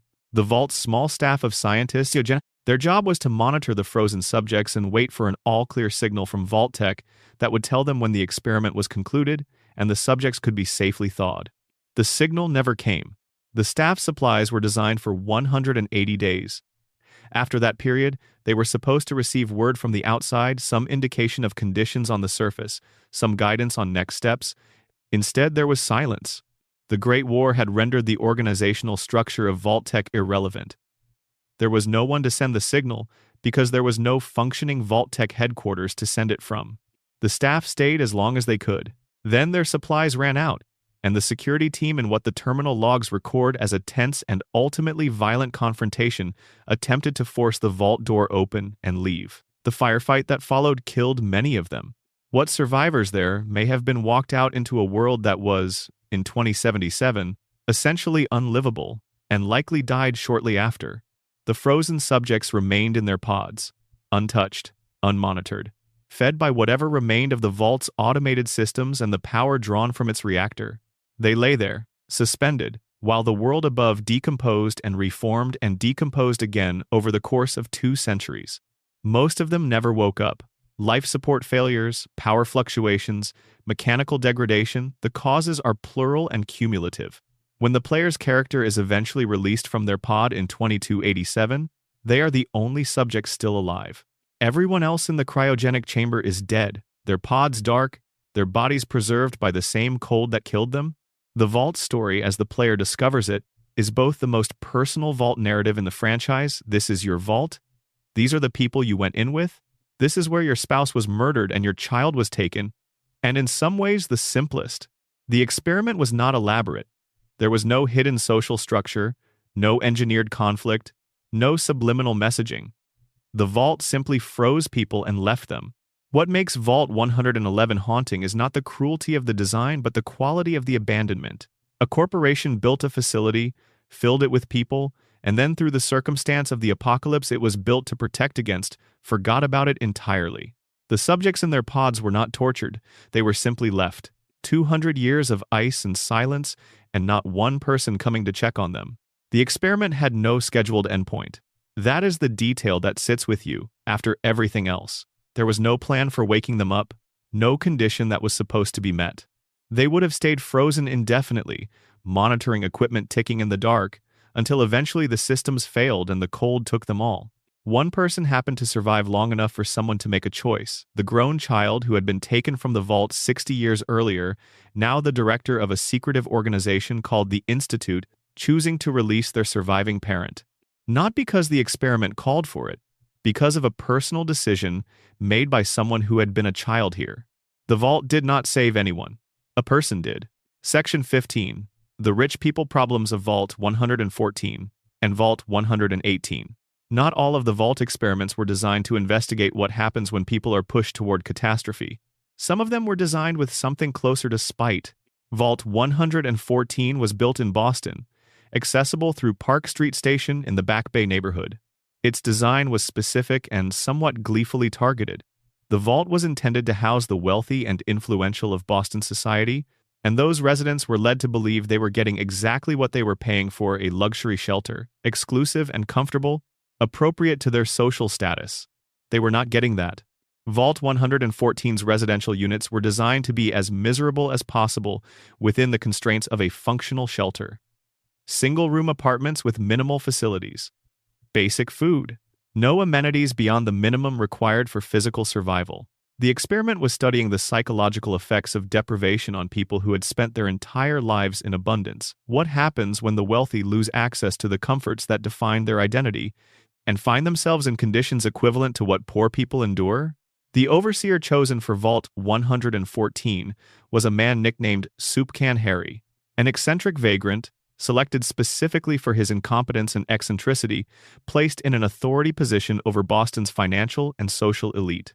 The experiment's secondary variable was this authority imbalance. How do the wealthy respond to being governed by someone they would have never acknowledged before the war? Vault 114 was never actually completed. The Great War struck before the vault was fully operational, and the wealthy residents who had reserved spots either did not make it in time or found themselves in an unfinished facility without the full infrastructure to sustain the experiment. By the time the player finds Vault 114 in Fallout 4, it is occupied by the Triggermen, a gang with ties to organized crime, and the original population is long gone. But the intent is there, preserved in the design. A vault built specifically to make rich people uncomfortable. A small petty joke embedded in the architecture of the apocalypse. Vault 118, found in the Far Harbor DLC, took a similar class experiment framework and pushed it further. Here the design called for two wings. One for a small group of wealthy residents, given authority and superior accommodations, and one for a much larger group of working-class residents, given minimal space and placed under the direct authority of the wealthy wing. The experiment asked how long a two-tier system with hard structural inequality would hold before one group's relationship with the other became unsustainable. Vault 118 was also never fully completed. What the player finds there is an unfinished facility with a small population of pre-war wealthy individuals preserved in a prototype cryogenic system, not the full experiment as designed, but a partial remnant of it, haunted by the personalities of people who went in expecting luxury and found themselves in an incomplete shell. The working-class wing was never populated. The experiment never ran. The wealthy residents are still there, frozen in time, arguing in the particular way of people who are used to getting what they want and have been denied it. Section 16 Vaults 68 and 69. The experiments nobody talks about directly. There are entries in the Fallout Bible, the document compiled by original series writer Chris Avallone, that collects background lore, design notes, and supplementary material for the early games that describe two vaults which were never built as explorable locations in any of the games. They are referenced only in documentation, and the games treat them as existing in the broader world of the Vault network without featuring them directly. Vault 68 and Vault 69. The experiments in both vaults were built around a single variable, the ratio of men to women in the population. In Vault 68, 1,000 people entered. 999 of them were men. One was a woman. In Vault 69, 1,000 people entered. 999 of them were women. One was a man. The Fallout Bible's original entry for Vault 68 simply notes, "You can only imagine the horrors that took place there." Vault 69's entry describes its outcome as interesting, without elaboration. What Vault-Tec was studying with these two vaults is never explicitly stated in the official documentation, because the experiments are not explained, they are described only in terms of their parameters. The scientific question implied by the design involves reproductive viability, social structure under extreme gender imbalance, and the specific social dynamics that emerge when one person represents an entire demographic in a closed population. The imagined scenarios are not ones any careful analysis dwells on in detail, for reasons that are probably self-evident. The power dynamics involved in Vault 68, one woman among 1,000 men; in Vault 69, one man among 1,000 women, are the kind that Vault-Tec's designers clearly understood would produce extreme and ethically indefensible conditions, and apparently found scientifically interesting for that exact reason. These vaults exist primarily at the margins of the franchise, referenced in supplementary material rather than explored in games. Their presence in the Vault network serves as a reminder that the full range of what Vault-Tec designed was wider and stranger than even the most disturbing, explorable vaults suggest. The ones that appear in the games are not the worst-case scenarios. They are the scenarios that made for interesting game design. The full program included experiments that were simply too dark, or too specific, or too uncomfortable to build playable spaces around. Vault 68 and Vault 69 are in that category. They are the suggestion of something that the narrative deliberately does not show, a gap that the imagination is left to fill, guided only by the parameters. The Fallout Bible's description of Vault 68's outcome as something you can only imagine is not rhetorical. It is functional. The gaps in this history are as meaningful as the things described directly. Section 17 Vault 95 and the deliberately broken recovery. Of all the Vault experiments that can be described in terms of what they took away from their subjects, Vault 95 stands out for what it first gave them and then systematically destroyed. The Vault was built in the Commonwealth, in the southern part of what had been Massachusetts. Its resident population was carefully selected to share a specific characteristic. They were all chemically dependent on the substances called chems in the Fallout universe. a broad category of performance-altering drugs with significant addictive potential. Jet, Psycho, Med-X, Mentats, and many others. The people who entered Vault 95 had, in their pre-war lives, lost significant amounts of functioning to their addictions. The Vault was presented to them as a rehabilitation facility, and in the beginning, that is what it functioned as. With no access to chems, with a closed environment providing no supply, residents had no choice but to endure withdrawal and, eventually, emerge from it. The Vault provided no chemical assistance for the process. Residents went through withdrawal under the observation of the Vault's overseers and staff, often with significant physical suffering, and then those who survived came out the other side. The terminal entries from Vault 95's first 5 years describe something genuinely moving. A community of people who had struggled with addiction, finding something like recovery through forced but sustained abstinence. Friendships forming between people who had bonded over shared suffering. A culture developing that had, at its core, a specific kind of earned resilience. People who knew what it cost to come back from where they had been, who valued the sobriety they had found because they remembered clearly what its absence had cost them. Then Vault-Tec activated the second phase of the experiment. An agent had been embedded in the population from the beginning, someone whose actual role was not to recover alongside the others but to wait, to observe the formation of the community's bonds, to monitor the recovery process and assess its depth, and then, at the designated moment, to locate and open a hidden stash of chems that had been built into the Vault's infrastructure from the day it was constructed. The stash was opened in the Vault's 5th year. The community that had spent 5 years rebuilding itself, that had formed tight networks of mutual support, that had developed an identity around shared recovery, did not hold. Most people relapsed almost immediately. The bonds that had seemed durable shattered within hours of the drugs becoming available. People who had been each other's closest allies became either competitors for the supply or isolated individuals retreating into the chemical comfort that had always been there, waiting for them, locked in a hidden room in the Vault designed to save them. Only one person, according to the terminal records, figured out that the stash had been deliberately planted. Only one person understood that the whole thing, the recovery program, the community, the 5 years of genuine transformation had been an experiment, and the experiment's second phase had been designed to break what the first phase built. That person's terminal entry is one of the most directly furious things in all of Fallout's written lore. They condemn Vault-Tec without ambiguity. They understand exactly what was done to them, and to the people around them. They are not confused about it. They do not seem to have been able to stop it. By the time the player reaches Vault 95 in Fallout 4, the Vault is populated by Gunners, a mercenary organization that has taken up residence in the ruins. The original population has been dead for a long time. The terminal that records the one person's angry understanding of what happened is still there, unchanged, as honest as the day it was written.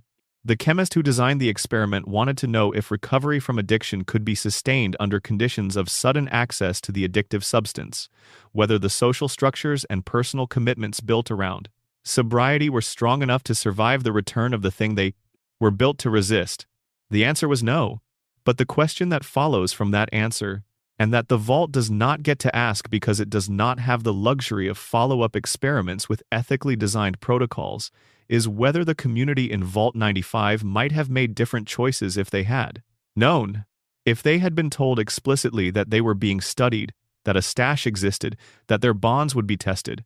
If they had been given the knowledge and the warning and been allowed to choose, actively and with full awareness, to hold on to what they had built. We don't know the answer to that question. Vault 95 was not designed to find it. Section 18 Vault 81. And the overseer who said no. It is worth, at this point in the night, spending some time with a vault where someone did the right thing.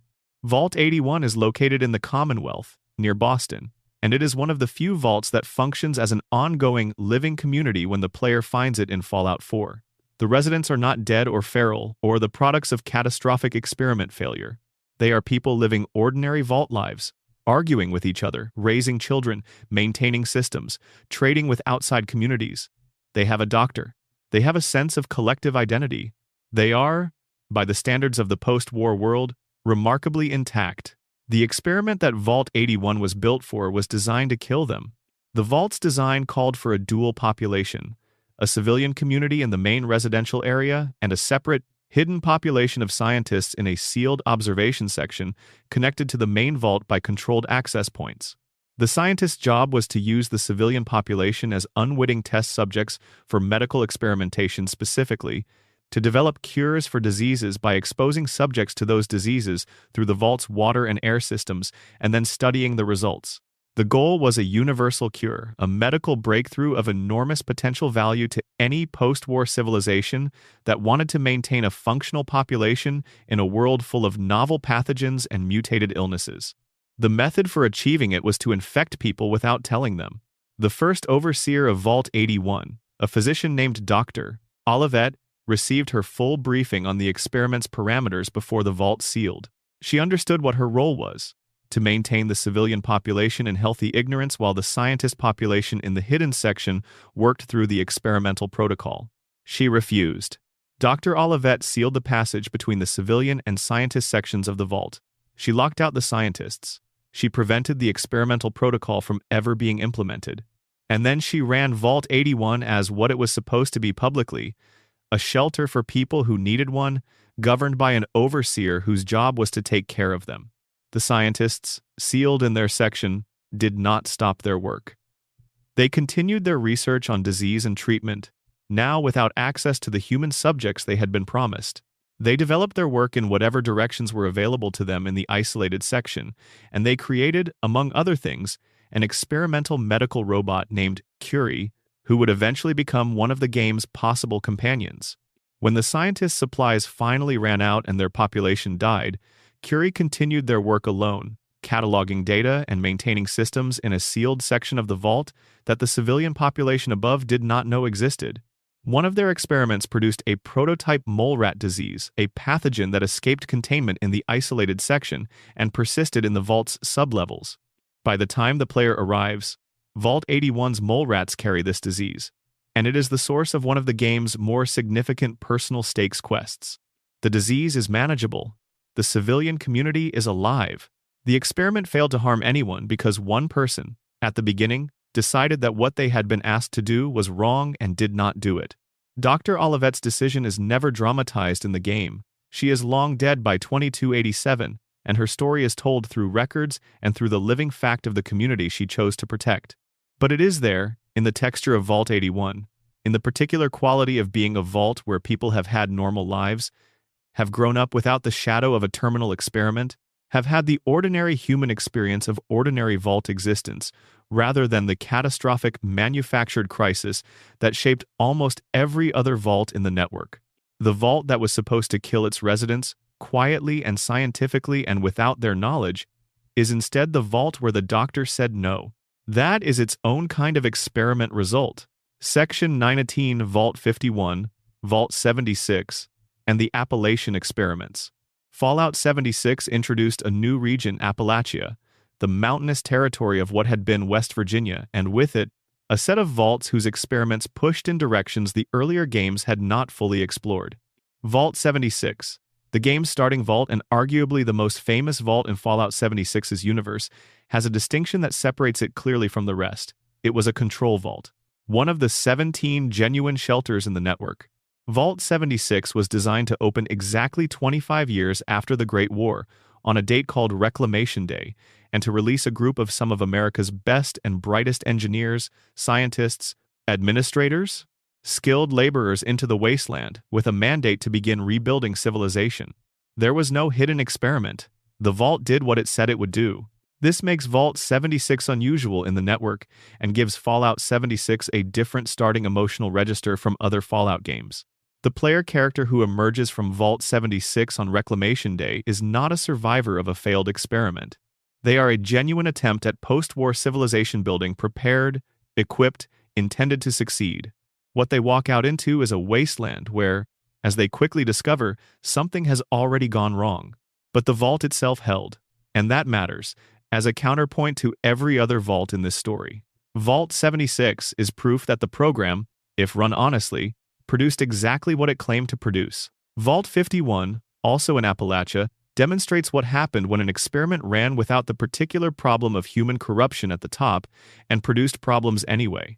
The experiment in Vault 51 was to use an artificial intelligence, specifically a ZAX unit, one of the highly capable pre-war computer systems designed to manage complex operations to select and oversee Vault administration, including the choice of overseer without human political interference. ZAX was given the task of running Vault 51 and using its analytical capabilities to identify the best possible leadership for the community.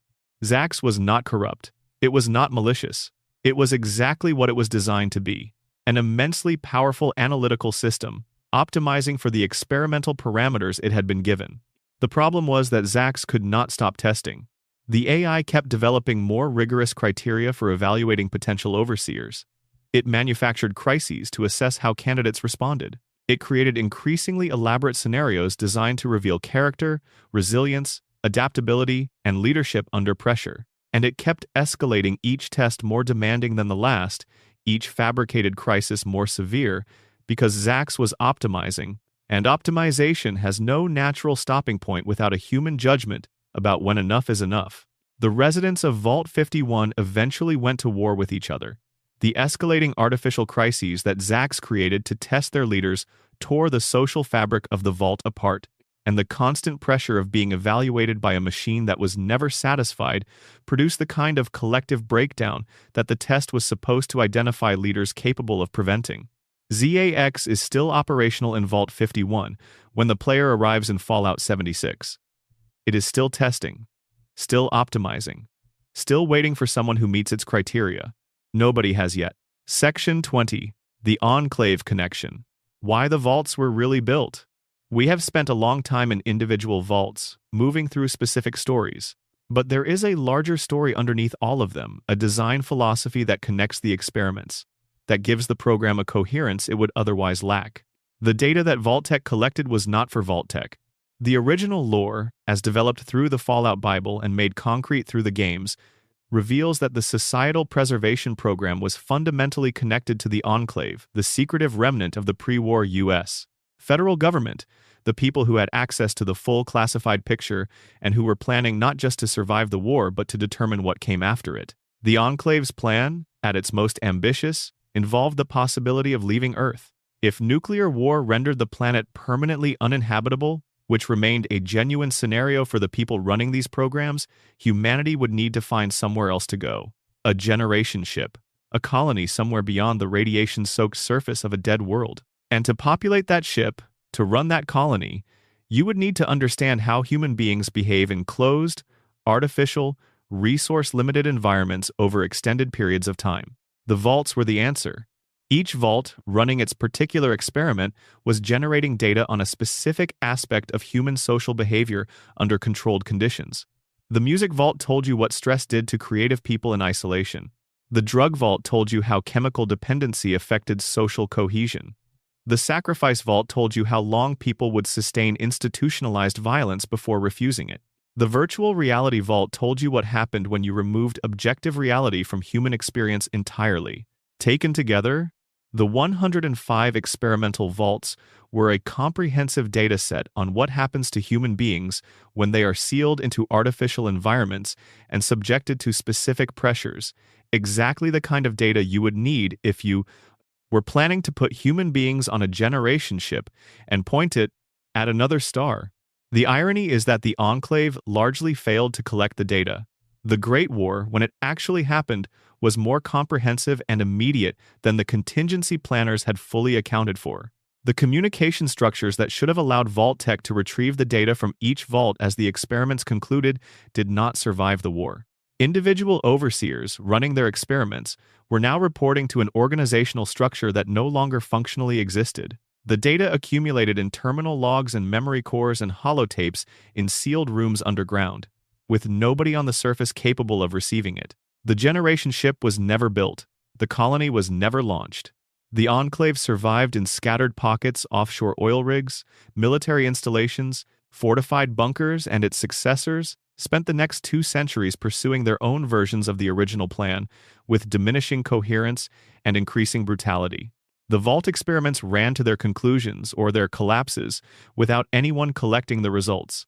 What remained was the aftermath. The communities that emerged from the vaults that survived, the monsters created by the ones that failed, the landscapes shaped by 2 centuries of sealed human existence beneath the earth. The new California Republic, which grew from the populations that came out of West Coast vaults, including the refugees and descendants of Vault 15's mixed ideological population. The city of Vault City, built by the residents of Vault 8, one of the control vaults that opened on schedule. The super mutant populations of the capital Wasteland, still running their centuries-old infestation program originating in Vault 87. The boomers at Nellis, still organized around the weapons philosophy they developed in Vault 34. The experiments were abandoned before they could be analyzed. But their outcomes continued anyway, woven into the social fabric of the wasteland, shaping factions and communities and threats that the people living in 2277 and 2281 and 2287 dealt with every day, without necessarily knowing their connection to a program of underground social experimentation that ended 2 centuries before. The vaults were built to generate data for a plan that failed. What they generated instead was the post-apocalyptic world itself. Section 21 Vaults that never were. Cut, cancelled, and theoretical. The vaults that appear in the games represent a fraction of the 122 that the lore establishes were built. Most of those remaining vaults exist only as numbered references items on lists, coordinates that appear briefly in background materials, suggestions of a broader scope of experimentation that the games have not yet had time or budget to fully explore. Some of them have partial descriptions from design documents, from the Fallout Bible, from the Van Buren Project, the cancelled Black Isle Studios version of Fallout 3 that was eventually replaced by Bethesda's development. These partial descriptions give the Vault experiments a texture and specificity that suggests a program even more elaborate than what players have explored. Vault 27, according to the Fallout Bible, was deliberately overpopulated twice the number of residents that its infrastructure was designed to support. The experiment studied what happens when scarcity is not incidental but structural, when the environment is guaranteed to produce resource competition before the experiment even begins. The intended population was 2,000 people in a vault built for 1,000. The pressure was engineered into the architecture. Vault 29, also from the Fallout Bible and later referenced in Fallout 76, ran an experiment that involved accepting only children under the age of 15. Parents were sent to other vaults. The children were raised in isolation from adults, specifically from their parents, to study how a generation that had never known parental authority or family structure outside of the vault's institutional framework would develop. The experiment was connected to a ZAX unit, suggesting that the AI system was integral to managing a population of children without adult oversight. Vault 36 took the resource pressure angle in a different direction. Food paste was the only food available, and its quality was deliberately kept unpalatable. The experiment studied how long a community could maintain basic social functioning when one of the fundamental pleasures of human life, the enjoyment of food, was completely absent. Not deprivation in the immediate survival sense, but the particular psychological toll of eating only because you have to, never because you want to. Vault 42, on another end of the spectrum entirely, had an experiment that was almost benign. The vault contained no working light bulbs above 40 watts. Perpetual dimness. The scientific interest here was presumably in the effects of low-light environments on human psychology, sleep patterns, and social behavior over time, the kind of variable that was simple to implement and potentially rich in data. Vault 55 and Vault 56 were a paired set, each designed without a particular essential entertainment medium. Vault 55 had no television. Vault 56 had no music. In the context of a sealed underground environment where entertainment was a significant component of population mental health management, the removal of these specific media represented a deliberate impoverishment of the available coping and connection tools. Both vaults were apparently expected to be compared against each other and against vaults with standard media access. These partial descriptions, taken together, fill in a picture of an experimental program that was comprehensive in a way no individual vault visit can convey. There was a systematic logic to the variation, changing one variable at a time, or combining specific variables to study their interactions, across dozens of parallel experiments running simultaneously in vaults distributed across the country. The full dataset, if it had ever been collected and analyzed, would have been an extraordinary resource for anyone trying to understand human social behavior in artificial environments. It would also have been the product of one of the largest non-consensual human experimentation programs ever conducted, 105 vaults, each containing anywhere from dozens to hundreds of people, running experiments without their knowledge or agreement for periods of years to decades to centuries. The data was never collected. The vaults that were not explored in the games remain hypothetical numbered entries on a list, their stories untold, their populations either dead or having dispersed into the wasteland, their findings locked in terminals that nobody has yet found. Somewhere in the Fallout universe, there is a vault where the only food was unpleasant paste. There is a vault where the lights never got brighter than 40 watts. There is a vault where 2,000 people competed for resources designed for half that number. There is a vault where children were raised without parents by an artificial intelligence. Their stories are out there, sealed behind doors that have not yet been opened. Section 22, The Survivors and What They Built. The vault story does not end with the experiments. It continues in what came after, in the communities that formed from the people who walked out of the vaults that opened, and in the cultures that developed from the experiences those people carried with them. The New California Republic is the most significant political entity in the Fallout universe for the first two games and much of New Vegas, and its origins are directly connected to the vault system. Shady Sands, the NCR's founding settlement and original capital, was built by the inhabitants of Vault 15, a vault whose experiment had involved a deliberately mixed ideological population where people with radically incompatible worldviews were sealed together and observed. The chaos that resulted split the vault's population into multiple factions, some of which became the raider groups that plagued the early California wasteland, and one of which, more civic-minded, more oriented toward cooperative survival, founded what eventually became the NCR. The republic that governed large sections of California, Nevada, and the surrounding territories, with a democratic structure and a standing military and an economy based on trade and agriculture, grew from the population of a single vault designed to be politically incompatible with itself. The experiment's failure, if splitting the population into raiders and settlers, can be called a failure produced, as a byproduct, one of the few functional governmental structures in the post-war world. Vault City, encountered in Fallout 2, represents a different trajectory. Built by the residents of Vault 8, one of the control vaults that opened on schedule and provided its population with a GECK. For surface terraforming, Vault City became one of the most technologically advanced settlements in the California wasteland. It had clean water, functioning medical facilities, and maintained the organizational habits and institutional knowledge of a vault that had worked as intended. It was also rigidly isolationist, sharply stratified between citizens and outsiders, and unwilling to extend its resources or protections to the surrounding communities. A vault that saved its people but produced a community that had internalized the vault's core assumption that the people inside the door matter and the people outside it do not, is its own kind of cautionary tale. The Enclave itself, the secretive remnant government that is the primary antagonist of Fallout 2 and a major element of Fallout 3, represents the most direct continuation of the Vault program's original architects. The Enclave maintained access to technology and organizational coherence that no other post-war group could match, but its ideology had calcified around the idea that only people who had been protected from the wasteland's radiation were truly human, a classification system that conveniently excluded most of the people who had survived war by living in it rather than above it.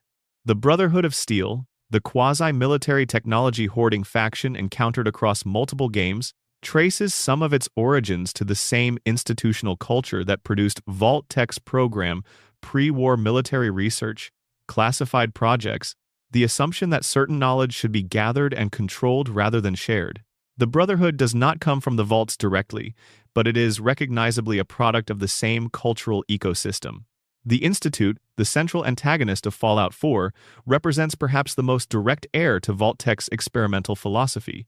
A secretive scientific organization, working in a sealed underground facility, conducting unethical experiments on human subjects without their consent, motivated by a combination of genuine scientific curiosity and a fundamental belief that the people it experiments on are less important than the knowledge it derives, the Institute is Vault-Tec's spiritual successor, operating in the post-war world using the same logic the vaults operated on underground. And the super-mutants, the ghouls, the various mutated creatures that define the Fallout wasteland's danger and texture, these too are Vault products in the broadest sense. The experiment that created the capital wasteland's supermutants ran in Vault 87. The ghoul community of Necropolis grew from the population of Vault 12, whose door was designed never to seal properly, exposing its residents to the full force of nuclear radiation at the moment of the Great War. The Vault system shaped the wasteland's biology as much as its politics. Everything in the Fallout world that makes it recognizable as post-apocalyptic has a vault somewhere in its history. The factions, the populations, the threats, the dynamics of power and knowledge and survival, all of them trace their roots to the sealed doors and the experiments that ran behind them. The vaults did not save the world. They built the wasteland. Section 23. The Overseer Problem. Authority without accountability. Across every vault we have visited, one figure recurs with a particular significance: the Overseer, the Administrator. The person at the top of the vault's organizational structure, given authority over every aspect of vault life, and answerable in most cases to nobody within the vault except the institutional memory of Vault-Tec's original directives. The Overseer Problem is one of the vault system's most consistent themes. Give a person absolute authority over a closed population, remove external oversight, design the situation so that the Overseer's decisions cannot be appealed to any external authority, and see what happens. Sometimes, as in Vault 81, you get Dr. Olivet, someone who recognizes what they have been asked to do and refuses it on ethical grounds, choosing to protect the people in her care rather than serve the experiment's parameters. More often, you get something else.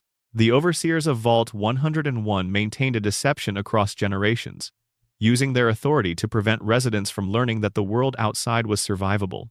The Overseer of Vault 92 continued an experiment that was clearly producing catastrophic harm because stopping it would mean acknowledging that the program had failed.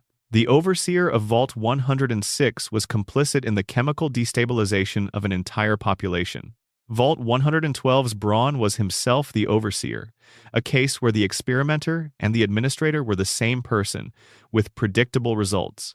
The Justice Block's manipulation of Vault 11's Overseer election system shows how the Overseer role could be weaponized within the community itself. The common thread is accountability, or its absence. In each of these cases, the Overseer had authority without meaningful accountability to the residents, to external oversight, to any structure that could challenge or revise their decisions. The experimental design gave them power and then removed the checks that might have limited that power's abuse. This was not accidental. Vault-Tec's experimental protocols were designed to study social behavior in the absence of external authority, which meant that external authority could not be allowed to intervene. The experiments required overseers who would maintain the conditions, and that meant overseers who could not be effectively challenged from inside or outside the vault. The few vaults where the overseer actively protected their population, Vault 81, and to some extent the early overseers of Vault 21 and Vault 3, which were control vaults or minimally harmful experiments, are exceptions that define the rule. Most overseers served the experiment, not the people, whether that was because they had been selected to serve the experiment or because the authority structure the vault gave them inevitably pushed them towards serving the experiment, or because people given absolute authority over a captive population tend, over time, to prioritize that authority over the well-being of the people in their care. That is a question the Fallout lore poses without fully answering. The experiment inside the experiment? Maybe. What does it do to a person? To govern a group with no accountability and no exit. Section 24. The Deeper Architecture. What the Vaults Say About Pre-War America. There is one more layer to the Vault stories that deserves attention before we reach the end of this long night. Not the individual experiments, not the individual overseers, not even the connection to the Enclave's colonization program, but what the entire system, taken together, says about the fictional pre-war America that built it. The Fallout universe's pre-war America is not presented as straightforwardly evil. It is presented as something more specific and more interesting. A society that had developed an enormous apparatus of institutional rationalization. A culture in which the language of science, of national security, of corporate innovation, of public benefit, had been so thoroughly weaponized to cover actions of dubious ethics that those actions could be undertaken at enormous scale without triggering the social alarm systems that might otherwise have stopped them. Vault-Tec was a government contractor, protected by the new amended Espionage Act. Its experiments were classified. Its documentation was legal. The people who bought vault spots signed a rights revocation charter and an organ donation invoice. All of this was above board, in the sense that it was done through official channels, with official paperwork, by people who had official authorization. The horror of the vault system is not the horror of monsters acting in secret. It is the horror of ordinary institutional processes producing monstrous outcomes. Committees approved the experimental protocols. Scientists designed them with the rigor their training demanded. Project managers oversaw the construction with professional competence. Marketing teams sold vault spots with genuine enthusiasm. Legal teams ensured every liability was properly disclaimed. And at the end of all that ordinary institutional process, people walked into vaults and had terrible things happen to them. This is, in its way, the most precisely calibrated piece of the Fallout universe's satirical vision. The pre-war world that produced the vaults was not a society that had abandoned civilization. It was a society in which civilization's tools, law, science, commerce, bureaucracy had been repurposed so thoroughly in the service of power that they could produce something like the Vault program, while everyone involved maintained the professional self-image of people doing their jobs. The Vault Boy, smiling cheerfully with his thumb in the air, is the icon of this. A corporate mascot for a program that treated human beings as experimental subjects, rendered in the cheerful aesthetic of mid-century American optimism, distributed on lunchboxes and sold to children. The bombs fell in 2077, but in many ways the more important destruction had already happened to the ethical frameworks that might have made those particular institutions possible to challenge, to the social imagination that might have said, clearly and loudly, that this is wrong and we will not do it. The wasteland is the result of the bombs. But the experiments were the result of something that happened before the bombs, in the ordinary operations of a society that had normalized the wrong things. Section 25. The terminal blinks in the dark. We have traveled a long way tonight. From the corporate origins of Vault-Tec in the anxious decades before the Great War, through the design of 122 vaults, 17 built to save lives, and 105 built to study them. Through the musicians of Vault 92 and the drug fog of Vault 106 and the puppet theater of a man alone in Vault 77, through Vault 11's 75 years of institutionalized murder and Vault 87's monstrous biology experiments and Vault 112's 2 centuries of virtual torture, through the Gary clones of Vault 108, still saying the only word they know, and the green suffocation of Vault 22's fungal intelligence. Through Vault 19's manufactured paranoia, and Vault 34's flood of guns, and Vault 75's stolen children, through Vault 101's generational lie, and Vault 21's lucky dice, and Vault 111's long sleep, and Vault 114's class experiment spite, through Vaults 68 and 69, and what their numbers imply. Through Vault 95's broken recovery, and Vault 81's saved community, and Vault 51's optimization loop, and Vault 76's rare success. Through the vaults we know and the ones we can only imagine, Vault 27's overcrowding, Vault 29's parentless children, Vault 36's unpleasant paste, Vault 42's dim light. Through the survivors who built the NCR, and the ones who built Vault City, and the ones who became the boomers, and the ones who became super mutants, and the ones who became spore carriers, and the ones who walked out into the Mojave and kept going. All of it is down here, sealed behind doors in the dark. All of it runs on reactor power that has been humming for 2 centuries. All of it is documented in terminal logs that still respond when you approach the text scrolling up on screens that have been on, unread, for longer than any of the people who wrote the entries could have imagined. The details of what happened in these vaults are extraordinary, not because they are unique horrors, but because they are specific horrors. They have names, timelines, causes, and consequences that can be followed through the evidence. The Fallout series built a fictional history of institutional cruelty that is detailed enough to feel real, human enough to feel personal, and large enough to ask genuine questions about power and science and what a society can be made to do by its institutions when those institutions are not accountable to the people they serve. The vaults were meant to save humanity. What they generated was the wasteland. And somewhere in the wasteland, in rooms nobody has found yet, terminals are still blinking, still recording, still waiting. The experiments are still running. And that is where we will leave it for tonight. If you made it this far, if these stories kept you company through the late hours, then thank you, genuinely. Knowing that someone is out there in the quiet, listening to the stories that live inside these games means a lot. If you enjoyed this, hitting like and subscribing helps more than you know. Every notification brings someone new into these long nights, and the more of us there are sitting with these stories together, the better. Drop a comment with where you're watching from and what time it is. I read them all. Rest well. The door is sealed, but you are safe in here. End of main script. Extended deep dives. The stories the terminals tell. The vaults we have visited so far represent the high-profile entries in the Vault catalog, the ones that appear in playable game locations, that have enough documented lore to reconstruct coherent narratives. But the vaults have a texture that goes beyond the broad outlines of their experiments.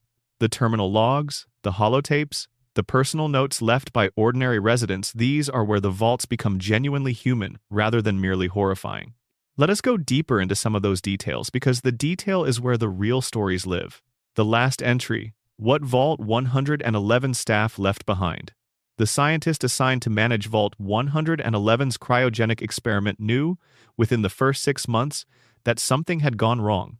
The all-clear signal from Vault-Tec that was supposed to arrive within 180 days, the signal that would tell them the outside world was safe, that would give them guidance on next steps, that would confirm that the organization they worked for still existed, never came.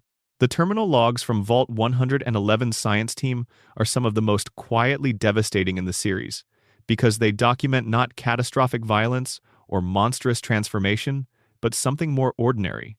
The slow realization that help is not coming, and the decisions people make in the wake of that realization. The scientists are professional in their early entries. They note the absence of the signal.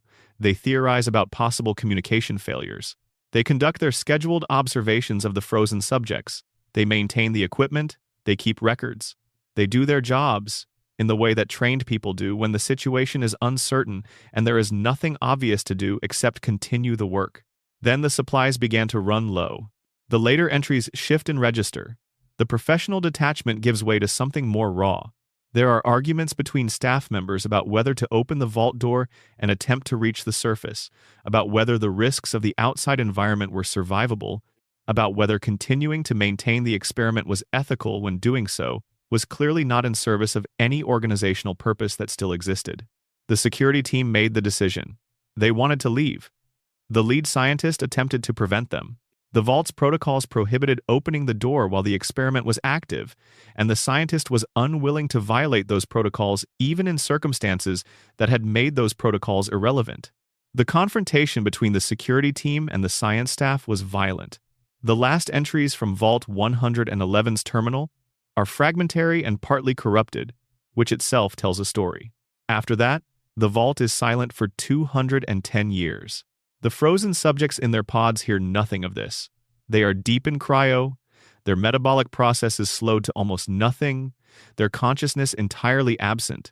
The argument that killed people in the corridors above them registers as nothing, not as sound, not as vibration, not as the faintest perturbation of their suspended existence.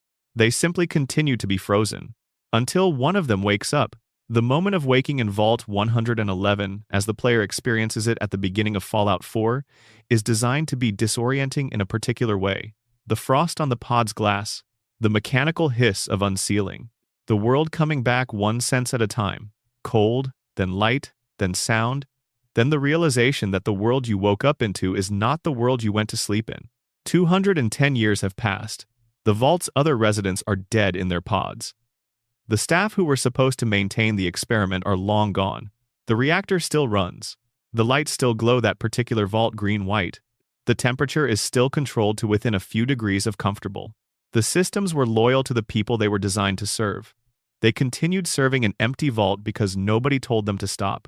The player character walks out of the vault's exit into the Commonwealth wasteland, into a world of October light and dead trees, and the silhouette of ruined Boston in the middle distance, and carries with them the particular psychological weight of someone who has been preserved, specifically and deliberately, for reasons that are only beginning to become clear. What Vault 111 did to its single surviving subject is a long story that takes the entire game of Fallout 4 to work through. But it begins in that moment of waking that frost-rimmed return to consciousness in a vault that has been waiting quietly and faithfully for someone to need it again. The politics of sacrifice. A closer look at Vault 11's voting blocks. We spent time earlier in this journey with Vault 11, but the political structure that developed inside it is rich enough to deserve more careful attention because the Fallout series rarely builds out institutional detail as thoroughly as it does in Vault 11's terminal logs. The 6 voting blocks of Vault 11 were not simple factions. Each had an identity, an ideology, a particular claim about what the Vault needed and who should lead it and who should die. The Allied Service Workers block represented the Vault's maintenance and labor population, the people who kept the water running, the lights on, the air circulating. They had a pragmatic orientation. They cared about Vault function more than political theory, and their nominations tended toward candidates who were useful to the community's basic operations. Their political weakness was that useful people were difficult to sacrifice, and the blocks that had fewer qualms about nominating useful people had an advantage over them.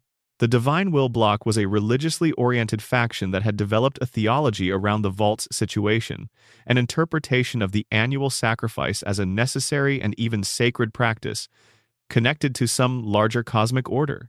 Their belief in the necessity of sacrifice was genuine rather than cynical, which made them reliable participants in the election process, but also deeply resistant to any argument that the sacrifice requirement should be questioned or refused. The Human Dignity block, as the name suggests, held the opposite view. They believed the sacrifice practice was fundamentally wrong and advocated against it. They were, structurally, the most morally coherent block in the Vault, and they were almost entirely politically powerless. In a system where moral opposition to the dominant practice is met with the threat of being nominated as the next sacrifice, the Human Dignity block survived by staying small, staying quiet, and picking their moments carefully.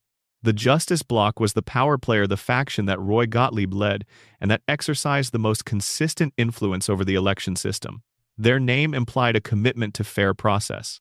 Their practice was anything but.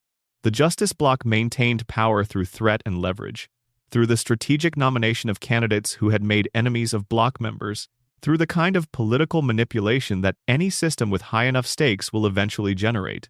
The United Vault Technicians block was composed of the Vault's skilled technical workers, engineers, systems managers, the people who understood how the Vault's infrastructure actually functioned. Like the Allied Service Workers, they had value that the community needed to maintain, which gave them a degree of protection but also made them a target for blocks seeking to eliminate technical rivals. The Utilitarian block operated on a philosophical framework that prioritized outcomes over processes. They were willing to support the sacrifice of whoever the calculation indicated would produce the least total harm to the Vault. This made them pragmatically flexible and politically unpredictable, capable of aligning with any other block depending on which direction the utilitarian math pointed them. These 6 blocks did not remain stable over 16 years. They evolved, split, reformed, allied, and betrayed and realigned. The political landscape of Vault 11 was in constant motion, shaped by individual ambitions and personal betrayals and the fundamental logic of a system where the stakes of each election were the highest possible. Catherine Stone's breakdown of the election system, her Overseer Order 745, dissolving the block voting process and moving to random computer selection, came from a position of understandable desperation. She had watched the Justice block use the system to coerce her into sexual compliance and then betray the agreement. She had reacted with violence. She had been elected Overseer as a form of punishment. And in her year of authority, she tried to remove the political machinery that had been used against her and against everyone else. What she created instead was a pure lottery. The computer chose randomly. Nobody could campaign against selection or form alliances to protect themselves. The Vault's last protection against arbitrary execution, the theoretical possibility of political skill saving you, was gone. The civil war that followed killed everyone but 5. In the room where the Overseer's chair sat, across from the projector that showed the Happy Trails slideshow before the robots came out, Catherine Stone's order is still visible in the administrative terminal, a document that tried to fix something broken and made it worse, written by someone who had no good options in a system designed to have no good options. There is something worth sitting with in that detail. Catherine Stone is not a villain. She is not even a tragic figure in the classical sense, where the character's own fatal flaw drives their downfall. She is a person who was wronged, who reacted, who then held power briefly and used it to try to prevent what had been done to her from being done to anyone else, and whose attempt made everything worse. The system consumed her as surely as it consumed everyone else. The experiment was designed to consume everyone. That was the point. Vault 11's terminal logs end with 5 people making a different choice. They are the only 5 in the Vault's entire 16-year history who refused to participate. They are also the only 5 who had nothing left to lose, because the system had already destroyed everything around them. The moment of refusal comes when there is nothing left to protect by complying. That is its own kind of data point. The anatomy of a Vault experiment, how Vault-Tec designed these things. One detail that the games are careful to establish, across the terminal logs and design documents that can be found in various vaults, is that the experiments were not improvised. They were designed, planned, reviewed, authorized. The whole process had the bureaucratic texture of a legitimate scientific program, complete with experimental abstracts, protocol handbooks, project timelines, and documented oversight from the Societal Preservation Program's leadership. The experimental abstract found in Vault 75's chief scientist's terminal is a representative example of the language this bureaucracy used. The document is written in the dry, precise vocabulary of academic science. It references hypotheses, methodologies, projected outcomes, and the parameters within which the chief scientist is authorized to deviate from the established protocol. It is indistinguishable in tone from a genuine research proposal. If you removed the specific content of what the experiment involved, the execution of adults, the exploitation of children, the harvesting of biological material, and replaced it with any legitimate research topic, the document would read as a completely normal piece of scientific administration. This is intentional. The horror of the Vault experiments is not that they were conducted by obviously evil people in obviously evil ways. It is that they were conducted in the completely ordinary language and through the completely ordinary processes of legitimate institutional science. The forms were filled out. The approvals were obtained. The protocols were documented. The scientists involved were professionals doing professional work. The ethics approval process, if such a thing existed in Vault-Tec's organizational structure, either did not exist or existed but approved everything submitted to it, or existed but was specifically designed to exclude the Vault experiments from its oversight jurisdiction. The documentation does not address this directly. What it shows over and over is the efficient operation of a system that had decided, at some level above where the individual forms were processed, that the people in the vaults were not the kind of subjects who required ethical protection. They were residents, vault citizens, test subjects assigned by the Societal Preservation Program to specific experimental parameters. They had signed the Rights Revocation Charter. The Rights Revocation Charter deserves its own moment of attention. It appears in the list of forms that Vault applicants were required to sign, alongside the health form and the liability waiver and the last will and testament. Its name is explicit about what it does. It revokes rights. The residents who signed it under pressure of imminent nuclear war, in front of representatives who presented it as standard administrative processing, were formally surrendering legal protections that might otherwise have applied to them. The Vault-Tec legal team had done their work. Everything that happened in those vaults had been, in the most technical sense possible, authorized. The efficiency with which this authorization was obtained is part of the horror. There was no secret. The document existed, the waiver was signed, the legal mechanism functioned. What made it possible was not the conspiracy of it, but the ordinariness, the way an apocalyptic situation produced people who signed whatever they were handed because the alternative was standing outside when the bombs fell. Fear is a powerful administrative tool. What the Pip-Boy saw, the data that was collected. Every Vault resident received a Pip-Boy, the chunky wrist-mounted computer that became one of the Fallout series' most iconic visual elements. The Pip-Boy tracked health data, inventory, location, mission objectives, and radio signals. In the hands of a player character, it is a user interface device. In the context of the Vault program, it was also a data collection tool. The extent to which Vault-Tec used the Pip-Boys as active monitoring devices rather than simply resident-facing utility tools is not fully spelled out in the game's lore. But the implication is consistent with the broader structure of the Vault program. The residents' own wearable technology was part of the institutional apparatus that managed their lives, collected information about them, and served the program's data needs. Consider what a Pip-Boy would actually be tracking in the context of a Vault experiment. Health metrics, Physical location within the vault at all times. Heart rate, presumably, given the health monitoring functions. The use of inventory items, whether residents were accessing medical supplies, whether they were carrying weapons, whether their consumption patterns were changing in ways that suggested stress or behavioral alteration. All of this data, flowing continuously from the wrist of every resident in every vault, back into the vault's administrative systems, available to whatever institutional structure had access to those systems. The Pip-Boy is a personal device in the sense that it is worn on the body and responds to individual use. It is not personal in the sense of being private. In a closed system, everything flows back to the system. This detail, small, almost architectural, runs through the aesthetics of the Fallout series in a way that rewards attention. The cheerful retrofuturism of the Vault-Tec design language, the rounded corners and the warm lighting, and the Vault-Boy mascot, and the Pip-Boy that does exactly what you need it to, is not just a visual style.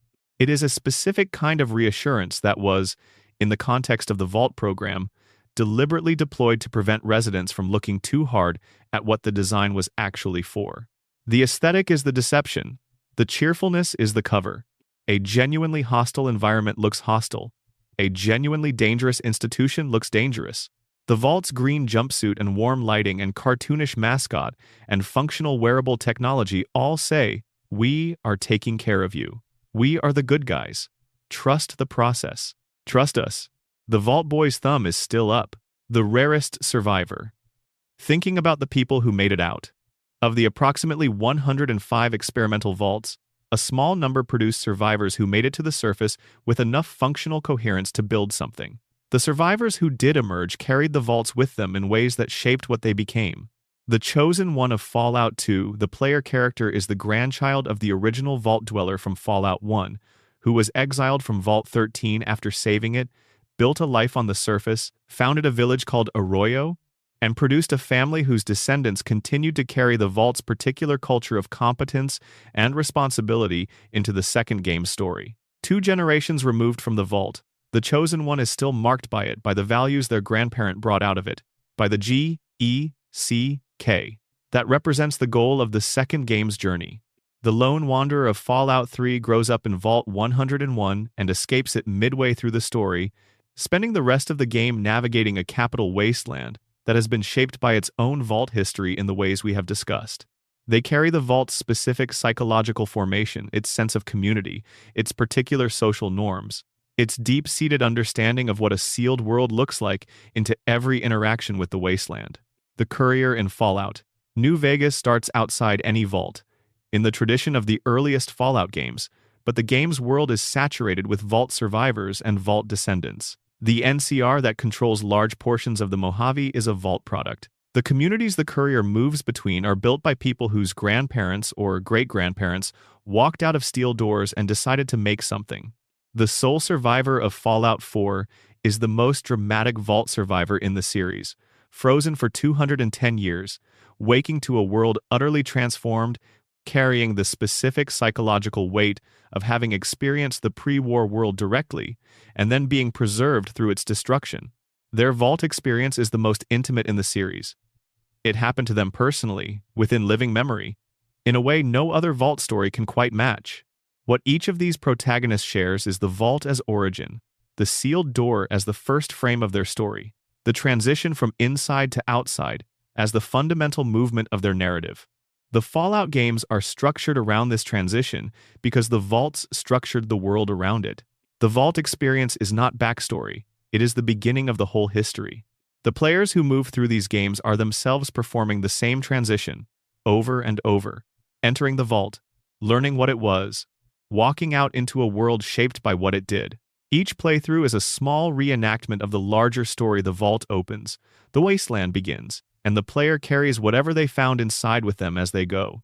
Listening to the silence, sound design, and empty halls, there is an experience that players describe across the Fallout series, particularly in the Vault locations, that is difficult to articulate but consistently mentioned. A particular quality of atmospheric sound design that makes the Vaults feel inhabited even when they are empty, or rather, makes them feel as if they recently were inhabited, as if the emptiness is new, as if whatever happened here happened just a little while ago and the air has not quite settled yet. The ambient audio in vault locations uses a specific palette. The hum of reactor systems, the drip of water in corridors that have developed slow leaks over decades, the creak of metal under pressure changes, the specific acoustic quality of large rooms with hard surfaces and no soft furnishings to absorb the sound. These sounds are not dramatic. They are not the sounds of active danger. They are the sounds of a place that is still running life support systems, still functioning, power still flowing without anyone alive to need them. The effect is not quite the silence of a space that has been dead for a long time. It is the silence of a space that has been waiting. The reactor keeps going. The air filtration keeps cycling. The lights stay on in most rooms, with whatever power the ancient reactor still provides. The systems are loyal. They were built to serve the vault's residents, and they continue to serve a vault that has no residents, because nobody told them to stop. There is a particular corridor in Vault 92, or rather, the type of corridor that Vault 92 represents, where the sound of distant water and the hum of systems creates an impression that could almost be mistaken for music if you listened at a certain angle. Someone with a compositional ear might hear something almost organized in it. A minor key, a slow tempo, something that the water and the machines have been playing to themselves for 2 centuries. The musicians would have appreciated it, maybe, or maybe not. It is hard to say what 2 centuries of white noise does to the ability to appreciate accidental music. The sound design of the vaults is one of the Fallout series' most consistently praised elements, precisely because it does what the best environmental storytelling does. It tells you something about the place before you find any of the documentation. You hear the vault before you read it. And what you hear says, something happened here. Something that the systems are still running even though nobody is here to need them. The loyalty of the machines to a dead community is its own kind of elegy. The recurring question, could anyone have stopped this? When you spend time with the vault lore, a question surfaces that the fiction does not answer directly because it cannot, because the answer is complicated and uncomfortable. Could any of this have been stopped? Not stopped in the sense of the bombs that fell in 2077. The Great War in the Fallout universe was driven by resource competition and political miscalculation on a scale that no individual action could have addressed. But the vaults, the experiments specifically, were a different kind of harm, more contained, more intentional, more dependent on specific institutional decisions made by specific people at specific moments. There were people at Vault-Tec who knew what the experiments were. The scientists who designed them knew. The executives who approved them knew. The lawyers who drafted the rights revocation charter knew what they were drafting and why. The government officials who protected Vault-Tec under the new amended Espionage Act knew that the protection was being used to prevent oversight of something that warranted oversight. At each of these levels, someone could have said no, could have leaked a document, or refused a directive, or gone to some authority that might have cared, though, in Fallout's pre-war America, with its managed media and classified corporate protections. The question of where such an authority might have existed is genuinely uncertain. The Fallout universe offers one clear example of someone saying no. Dr. Olivet of Vault 81, who refused to implement the medical experiment she had been assigned to run. But Dr. Olivet's refusal was contained within the vault. She protected the specific population she was responsible for. She did not expose the broader program. She did not alert the public. She sealed the experiment away and ran the vault, honestly a form of moral courage that was entirely local and entirely invisible to the world outside.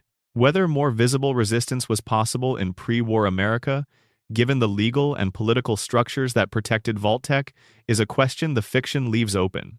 The suggestion seems to be that the institutional protections were robust enough, and the culture of classified operations normalized enough, that a single whistleblower would have faced enormous obstacles, legal, professional, and physical. What the Vault lore proposes, in aggregate, is not that individual resistance was impossible, but that it was insufficient.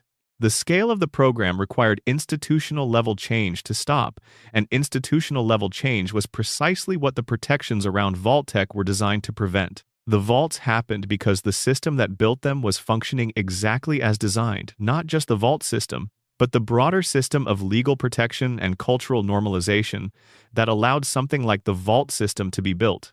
That is perhaps the darkest thing about the vault story. Not any individual experiment, not any individual overseer, But the fact that 105 of 122 shelters built to save people from nuclear war were instead designed to exploit them, and that this happened not through malicious conspiracy, but through ordinary institutional processes that had simply stopped caring about the people they were supposed to serve. The long aftermath, 2 centuries of consequence. We have talked about what the vaults produced in terms of people and communities, but it is worth sitting for a moment with what the long timeline means, the 200 years between the Great War and the events of the games. In Fallout 3 and Fallout New Vegas, the years are 2277 and 2281 respectively. The bombs fell in 2077. That is a gap of 200 years. In Fallout 4, the year is 228710 years. In Fallout 76, the setting is 2102, just 25 years after the Great War. Close enough that the vault is still fresh in the residents' experience, close enough that the ruins still smell of what they recently were. 200 years is a long time for a vault experiment to run. It is also a long time for the consequences of a vault experiment to propagate through the wasteland. The super mutants of the capital wasteland in 2277 are 5th or 6th or 7th generation descendants of the original subjects from Vault. 87 creatures that have never known the Vault, that have built their own social structures and hierarchies and practices in the open wasteland, that are in some sense a population fully formed on their own terms, even though those terms were established by an experiment they have no memory of. The NCR in 2281 is a democratic republic with a senate and a military and an economy and all the trappings of organized governance. Its founders are long dead. The people who walk its streets and serve in its army and trade in its markets are generations removed from the vault populations that began the settlements that eventually became its member states. They are not vault dwellers. They are citizens of a nation that grew from vault dwellers, carrying forward institutional habits and cultural values shaped by the experience of survival, by what the vault did to their ancestors, and by what the surface required of the people who walked out of the vaults into it. The 2-century gap means that the games are always, in some sense, doing archaeology. The player is moving through a landscape whose current form is the result of processes that began 200 years ago and continued, without anyone managing them, organic, chaotic, shaped by the specific accidents and choices and failures and successes of the people who came before. The vaults are not history in the games. They are still present. Their consequences are still in the air, in the soil, in the populations, in the institutions. When you walk into Vault 11 in 2281 and read the terminal logs of what happened there between 2077 and 2093, you are not reading about the distant past. You are reading about the grandparents of the people you meet in New Vegas. The NCR soldier who stops you at a checkpoint might be the descendant of one of the people who died in that vault. The raider who tried to kill you on the highway might carry the name of someone who was in that vault's justice block. History in the Fallout universe is not past. It is geological, it is the substrate that everything living stands on, and it shifts under your feet in ways you cannot always predict. The vaults are part of that substrate. Vaults yet to be found. The numbered mysteries. Beyond the vaults that have been designed and built for games, the playable locations with their terminal logs and their environmental stories, there is a larger class of vaults that exist in the lore as numbers, entries on lists, coordinates that appear in background materials, brief references in documents that are about something else. Of the 122 vaults established in the fiction, approximately 80 have not been specifically described in any game or supplementary material that has been released. They are known to exist. They are not known to have produced any particular outcome, to have run any particular experiment, to have housed any particular population. 80 sealed rooms. Somewhere in the Fallout universe, there are vaults whose numbers are known 1 through 122, with gaps but whose stories are not. What experiments ran in Vault 17? In Vault 26? In Vault 40? In Vault 98? We do not know. The lore has not established it. The games have not found them. Their doors, if they are still sealed, have not been opened by any player character in any game yet released. This is one of the more interesting aspects of the Fallout franchise's approach to its own lore. The world it has built is deliberately larger than what has been explored. The 122 vaults are not a complete list of things that have been investigated, they are a complete list of things that exist. The investigation is ongoing, across games that continue to add new regions and new vault locations with each major release. The Appalachian Vaults of Fallout 76 added stories that the earlier games had not told, set in a region that the series had not previously explored. Future games will presumably find vaults in regions that have not yet appeared: the Pacific Northwest, the Gulf Coast, the Great Plains, wherever Bethesda decides to set the next chapter of the franchise. Each new region will carry its own vault numbers, its own experiments, its own terminal logs waiting to be read. The archive of the vault system is not closed. It is still being opened, one game at a time. What the vaults sound like 30 years later. There is a quality to the memories that the Fallout series generates in the people who play it that is worth noting, because it speaks to something about how these games work at the level of experience rather than just story. People who played Fallout 3 when it was released in 2008, who were teenagers or young adults, when the Lone Wanderer first walked out of Vault 101 into the wasteland sunlight, still remember specific vault moments with unusual clarity. The discovery of Vault 92's concert hall, instruments still set up on the stage, the music stand still arranged as if the musicians just stepped out for a moment. The moment in Vault 112 when you realize that the cheerful little girl is the Overseer and the Overseer is the monster. The walk through Vault 87's FEV labs, the walls painted in the language of a science that had gone completely wrong. These are memories that have persisted for 15 years or more in people who have played hundreds of games since. The vaults lodged themselves in memory with unusual persistence, and the reason seems to be something about the combination of environmental detail, atmospheric sound design, and the specific kind of narrative discovery that the vault locations offered. The vaults were not told to you, you found them. You walked through them at your own pace, read what was there when you chose to read it, assembled the story from its pieces in the order you encountered them. The sense of discovery, the feeling of reconstruction, of being the one who figured out what happened here, made the stories feel personally acquired rather than delivered. This is what the best environmental storytelling does. It makes the player feel like a detective rather than an audience member. You are not being told what happened in Vault 11. You are finding what happened in Vault 11, one terminal entry at a time, one room at a time, putting the pieces together until the full picture assembles itself and you understand. And then you sit with what you understand. That sitting is part of the design too, even if it was not consciously designed.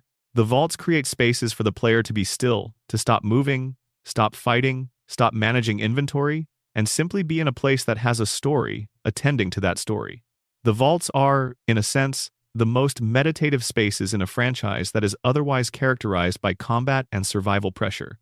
Inside a vault that has been dead for a long time, there is nothing to fight except the creatures that have moved in. The real experience is archaeological. The real work is reading. And the reading takes you somewhere that the fighting cannot. Vault 12 and the Ghouls of Necropolis. We have not yet spent time with Vault 12, which appears in the original Fallout game and is one of the series' foundational vault stories, the one that established what a vault could do to its population in the most direct and physical way. Vault 12 was built in what would become Necropolis, in the Southern California wasteland. Its experiment was among the cruelest in the Vault system's catalog, not because it involved elaborate social engineering or complex manufactured pressures, but because of the simple, stark nature of what it did. The vault door was designed not to seal properly. That is the entire experiment. The vault door, which in every other vault was the barrier between the protected interior and the nuclear devastation outside, was built with a flaw that prevented it from closing completely. The radiation that poured in from the outside in the minutes and hours and days following the Great War was not accidental. It was the experiment. The residents of Vault 12 received full radiation exposure from the moment the bombs fell. Not the delayed, gradual exposure of a world that was slowly becoming more irradiated. The immediate, catastrophic wave of radiation from the nuclear exchange above them, flowing directly into the vault through a door that would not close. The people inside were not killed by this. The forced evolutionary virus that had been distributed through the water supply secretly, ahead of the war, had altered their biology enough to prevent immediate death from radiation exposure. What happened instead was transformation. The residents of Vault 12 became ghouls. Ghoulification in the Fallout universe is a process of extreme cellular transformation, driven by radiation. It produces creatures that are functionally immortal, that do not require food or water in the same quantities as normal humans, that are resistant to further radiation damage, but that also lose some degree of cognitive function over time and gradually shift toward feral behavior. Ghouls retain their personalities for decades, sometimes centuries, before the neurological degradation of ghoulification takes them to a point where they no longer function as social beings. The ghouls who emerged from Vault 12 founded Necropolis, a city of the undead, built in the ruins of Bakersfield, California. By the time the original Fallout takes place in 2161, Necropolis has existed for approximately 80 years, and its population includes ghouls, who remember the day the bombs fell, who remember the Vault, who remember what it was to be human before the radiation changed them. The Vault 12 story is important in the franchise's history because it established ghouls as a social phenomenon with an origin story, rather than simply as environmental hazards. The ghouls of Necropolis are not just mutated creatures. They are a community with a history, with a direct institutional connection to Vault-Tec and its decisions, with specific memories of what was done to them and why. Their existence is the direct consequence of a design choice made before the bombs fell. Someone at Vault-Tec decided that the door of Vault 12 should not seal. The people who walked through that door trusted the process. The door did not close. Vault 8 and the Garden City. If Vault 12 represents what happened when a vault failed its residents through deliberate design, Vault 8 represents the other end of the distribution, a vault that worked. Vault 8 was a control vault, located in what would become the California wasteland. Its design was straightforward: seal the population, maintain normal vault operations, and open after 10 years when conditions on the surface had stabilized enough for resettlement. Each resident received a GECK, a Garden of Eden creation kit, the device designed to enable a vault population to terraform and revitalize the wasteland around them after emergence. The vault opened on schedule.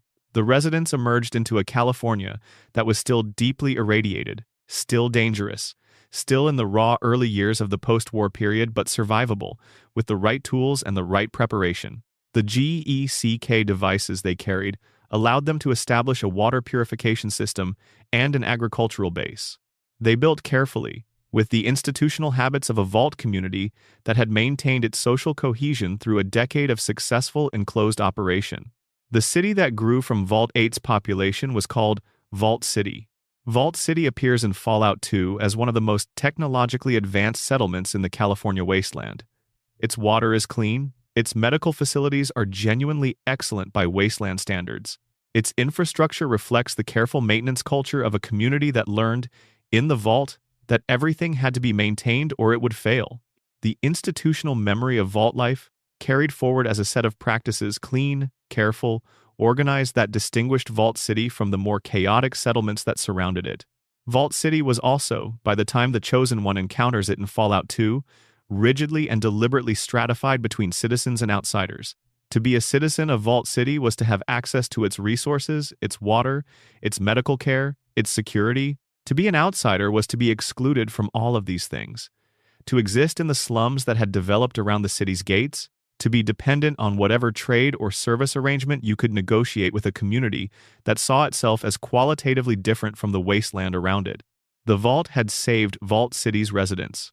It had also preserved, and perhaps deepened, the particular kind of insularity that sealed living produces. The Vault door's fundamental logic: inside is safe, outside is not, had been carried forward as a governing philosophy. Vault City was safe. The wasteland was not.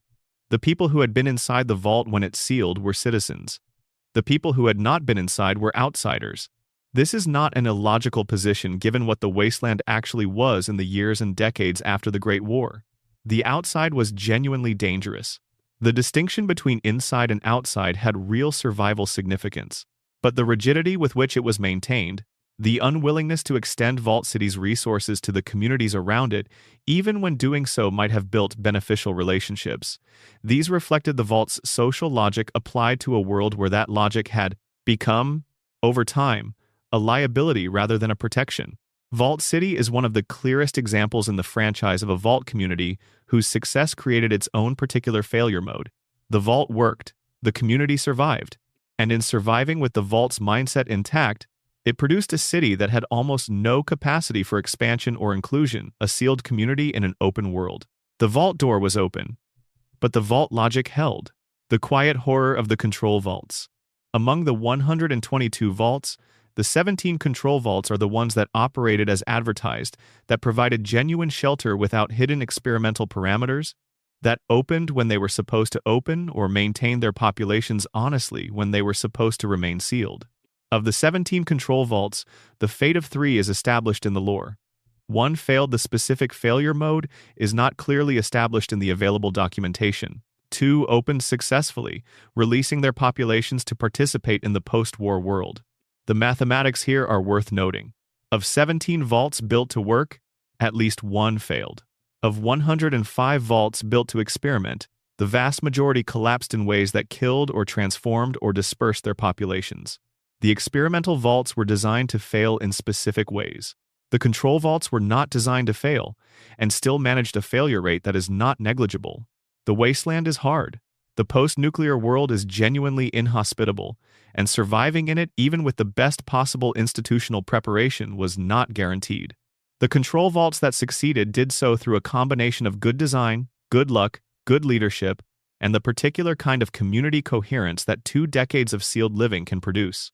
But the 17 successful vaults look, against the backdrop of 105 failed or collapsed experiments, like a very small number of genuinely good outcomes in a system built to produce bad ones. Vault-Tec built 122 containers for human beings. In 105 of them, the human beings were the experimental material. In 17 of them, the human beings were the point. The ratio is roughly 6-to-1 in favor of the experiment.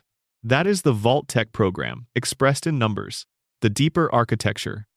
What the vaults say about pre-war America. There is one more layer to the vault stories that deserves attention before we reach the true end of this long night. Not the individual experiments, not the individual overseers, not even the connection to the Enclave's colonization program, but what the entire system, taken together, says about the fictional pre-war America that built it. The Fallout universe's pre-war America is not presented as straightforwardly evil. It is presented as something more specific and more interesting. A society that had developed an enormous apparatus of institutional rationalization. A culture in which the language of science, of national security, of corporate innovation, of public benefit, had been so thoroughly weaponized to cover actions of dubious ethics that those actions could be undertaken at enormous scale without triggering the social alarm systems that might otherwise have stopped them. Vault-Tec was a government contractor, protected by the new amended Espionage Act. Its experiments were classified. Its documentation was legal. The people who bought vault spots signed a rights revocation charter and an organ donation invoice. All of this was above board, in the sense that it was done through official channels, with official paperwork, by people who had official authorization. The horror of the vault system is not the horror of monsters acting in secret. It is the horror of ordinary institutional processes producing monstrous outcomes. Committees approved the experimental protocols. Scientists designed them with the rigor their training demanded. Project managers oversaw the construction with professional competence. Marketing teams sold vault spots with genuine enthusiasm. Legal teams ensured every liability was properly disclaimed. And at the end of all that ordinary institutional process, people walked into vaults and had terrible things happen to them. This is, in its way, the most precisely calibrated piece of the Fallout universe's satirical vision. The pre-war world that produced the vaults was not a society that had abandoned civilization. It was a society in which civilization's tools, law, science, commerce, bureaucracy had been repurposed so thoroughly in the service of power that they could produce something like the Vault program, while everyone involved maintained the professional self-image of people doing their jobs. The Vault Boy, smiling cheerfully with his thumb in the air, is the icon of this, a corporate mascot for a program that treated human beings as experimental subjects, rendered in the cheerful aesthetic of mid-century American optimism, distributed on lunchboxes and sold to children. The bombs fell in 2077, but in many ways, the more important destruction had already happened to the ethical frameworks that might have made those particular institutions possible to challenge, to the social imagination that might have said, clearly and loudly, that this is wrong, and we will not do it. The wasteland is the result of the bombs, but the experiments were the result of something that happened before the bombs in the ordinary operations of a society that had normalized the wrong things. The sealed room that has always been there. There is one more vault in this story, And it is not in any game. It is not numbered. It has no documented experiment, no terminal logs, no skeletons on the floor, no recycled air and fluorescent light. It is the vault that the Fallout universe implies exists but has not yet built, the one that ran the experiment perfectly, the one whose population handled the destabilizing condition calmly and collectively, whose social structures held under pressure, whose residents emerged at the end of the experiment's designated period intact and ready to participate in whatever post-war world awaited them. Did any vault do that? The lore does not establish one definitively. The closest examples are Vault 21, where the gambling society held together well enough that the experiment produced a functional community that chose its own transition, and Vault 81, where the overseer's refusal to run the experiment meant the residents were never subjected to the pressure it was designed to apply. The question is still being asked, in the wasteland, by every community that survived and is trying to become something. The experiment is still running. The data is still accumulating. And the door, that great circular door, with the Vault Boy's face painted on it and the locking mechanism that requires the code to open, is still there, waiting to see what we do. Returning to the beginning, the door that sealed behind you. We began this journey standing in front of a circular steel door, contemplating what was behind it. We have spent this long night moving through what was behind 30 of them, in various states of discovery. The Fallout universe built these vault stories over the course of nearly 3 decades of game development, across multiple studios and design teams, in games that varied significantly in tone and approach. What is remarkable is how consistent the Vault lore has remained across that span. How the fundamental insight that gave the experimental vaults their original purpose has continued to be explored with genuine creativity and genuine purpose. Darkness across every game in the franchise. The insight is simple and terrible. If you want to study how people behave under absolute control, with no exit and no external accountability, you need a sealed room. The Vault is that room, elaborated into a social institution, given the aesthetic of safety and care, marketed as salvation, and then filled with people who had no reason to doubt it. What happens to people in sealed rooms is, in the end, what the Fallout series has been studying alongside Vault-Tec. The franchise is its own kind of experiment. What happens when you build a fictional version of these scenarios and let players inhabit them, one terminal entry at a time, one emptied corridor at a time, one reconstructed catastrophe at a time?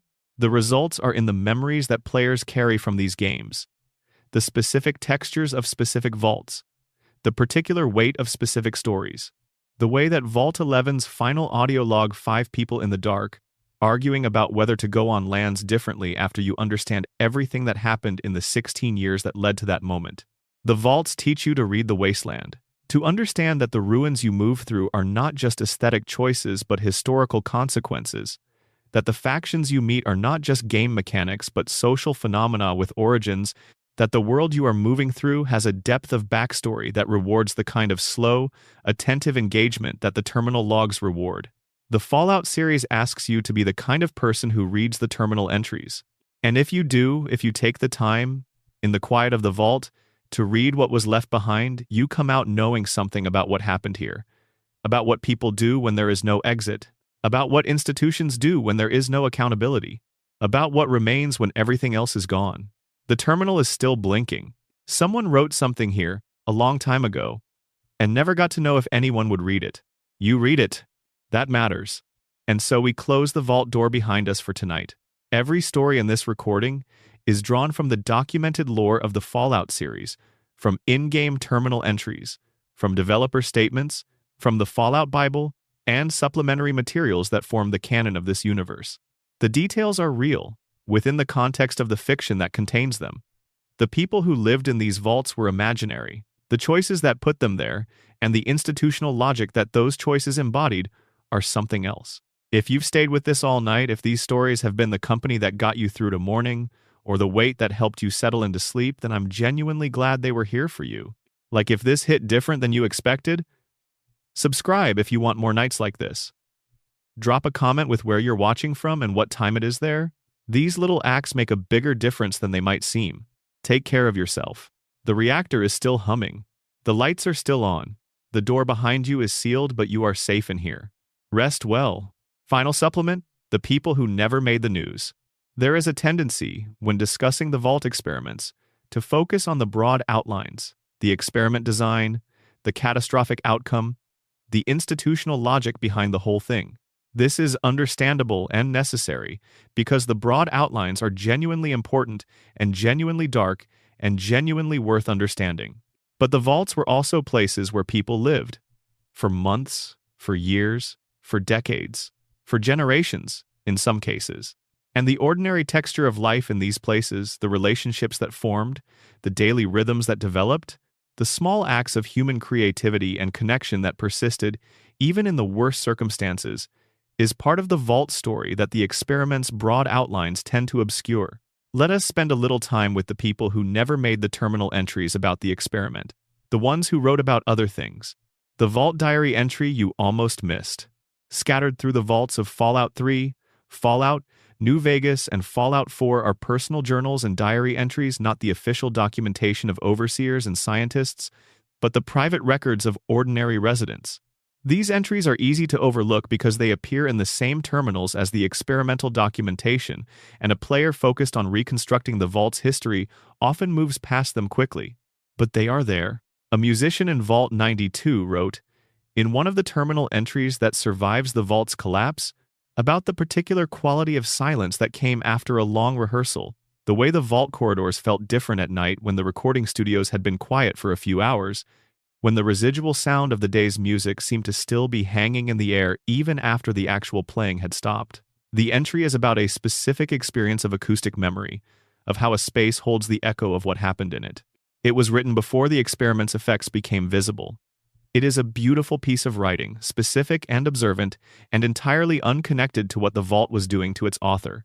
A resident of Vault 101 wrote a series of entries about learning to bake bread from a neighbor, about the specific difficulty of getting the timing right in the vault's kitchen equipment, about the smell of fresh bread in a corridor that usually smelled only of recycled air and cleaning products. The entries track several months of failed attempts and one successful loaf, and they are warm with the particular satisfaction of someone who figured something out through sustained effort.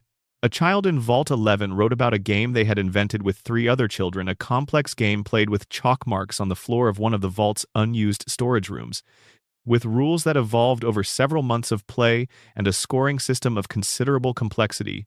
The game had a name. The child wrote about it with the focused enthusiasm of someone who has built something they are proud of, describing the rules with an attention to detail that suggests the game mattered to them enormously. None of these people make it. None of these specific personal stories end with the person walking out of the vault and into the sun. The musician is probably among the casualties of Vault 92's collapse. The bread baker eventually has to deal with whatever Vault 101's endgame involved.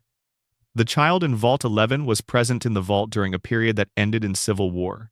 But the entries remain. The bread recipe is there. The game's rules are described in patient detail. The acoustic observation about music's residue in a corridor is still on the terminal screen.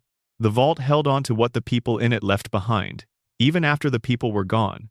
The terminal memories outlasted their authors, and the player who stops to read them gets to know these people briefly, incompletely, through the narrow window of a few written paragraphs before moving on to the wider story of what the vault was really for. These are the people the vault experiments erased. Not individuals, specific individuals, with specific interests and relationships and ways of seeing the world. The experiment made them data. The terminal entries make them people again. Read them when you find them. What Vault-Tec's motto actually means. Vault-Tec's marketing tagline, which appears across the game's pre-war advertising and on the items connected to the Vault program, is the same as the franchise's opening line, War. War never changes.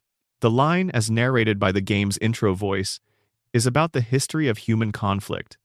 The idea that, while the specific technology and geography and political framing of warfare changes across time, its fundamental nature and its fundamental human costs remain constant.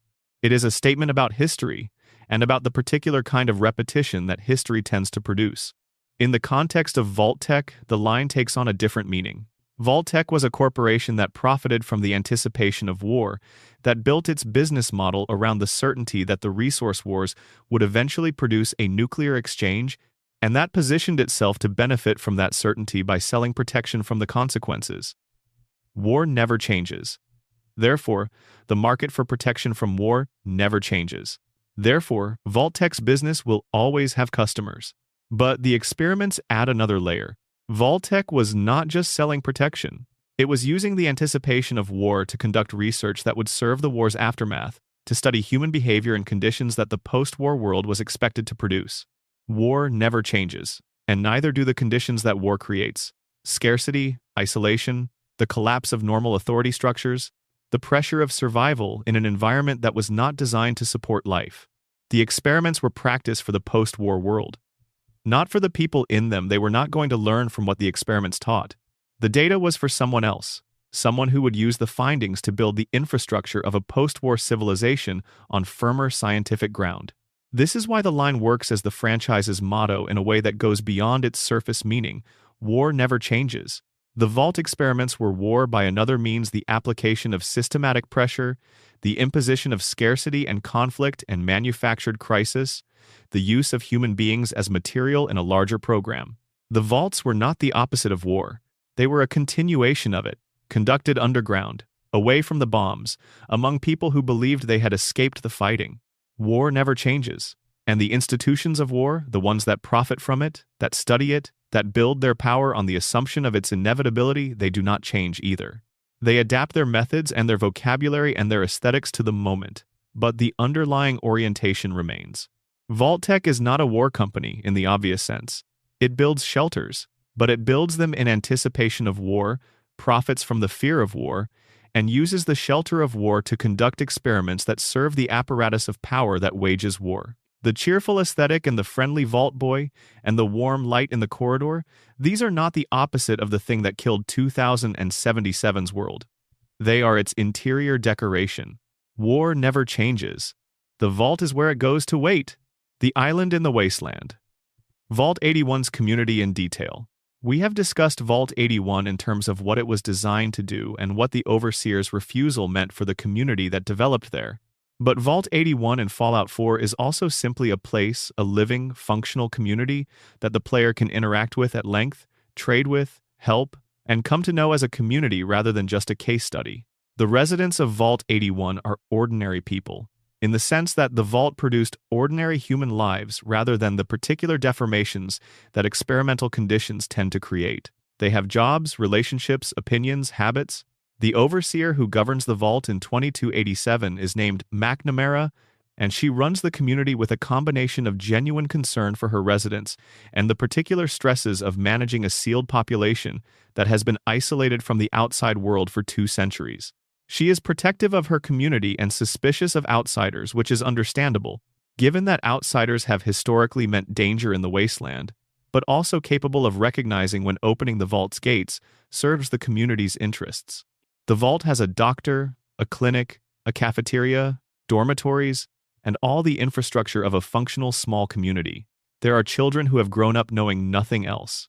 There are old residents who remember being young in the Vault and watching the Vault change around them across decades. There are people who were born here and people who came in through the gate in later years, absorbed into the community. Codsworth, the Mr. Handy unit who served the sole survivor's pre-war household, is not in Vault 81.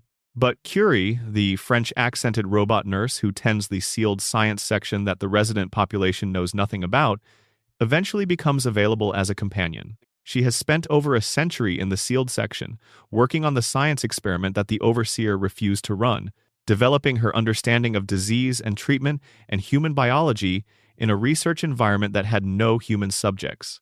She has read everything available to her.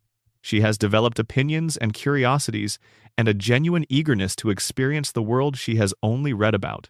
Curie is, in her way, one of the most poignant characters that Vault lore has produced, a researcher who has spent a century and a half preparing to help people in a sealed room, finally emerging into a world where the helping is genuinely needed. She carries the Vault's knowledge of medicine and disease into a wasteland that desperately needs exactly that knowledge, and she does it with an enthusiasm and wonder that is genuinely moving. The Vault that was supposed to use its residents as disease subjects instead produced, through the accidental consequence of the Overseer's refusal and the scientist robot's continued work, one of the post-war world's best medical researchers. Sometimes the experiment produces the right outcome by producing the wrong outcome. Night notes. being here at the end.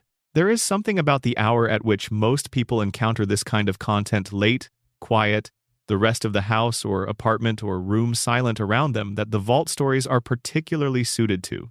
Not because they are horror, exactly, though they contain horror, but because they are about the experience of being in a sealed place, in the dark, with only what is already here. The vault is a nocturnal environment by design. The fluorescent lights maintain a simulacrum of day and night, but outside the vault, the sun's schedule is irrelevant. The vault has its own clock, maintained by systems that do not know or care what the surface sky is doing. It is always vault time inside. This quality of temporal enclosure, being in a place that has its own time, disconnected from the rhythm of the natural world outside, is something that very late nights share with vault interiors. The hour stops being specific and becomes general. Not 2 in the morning, just late.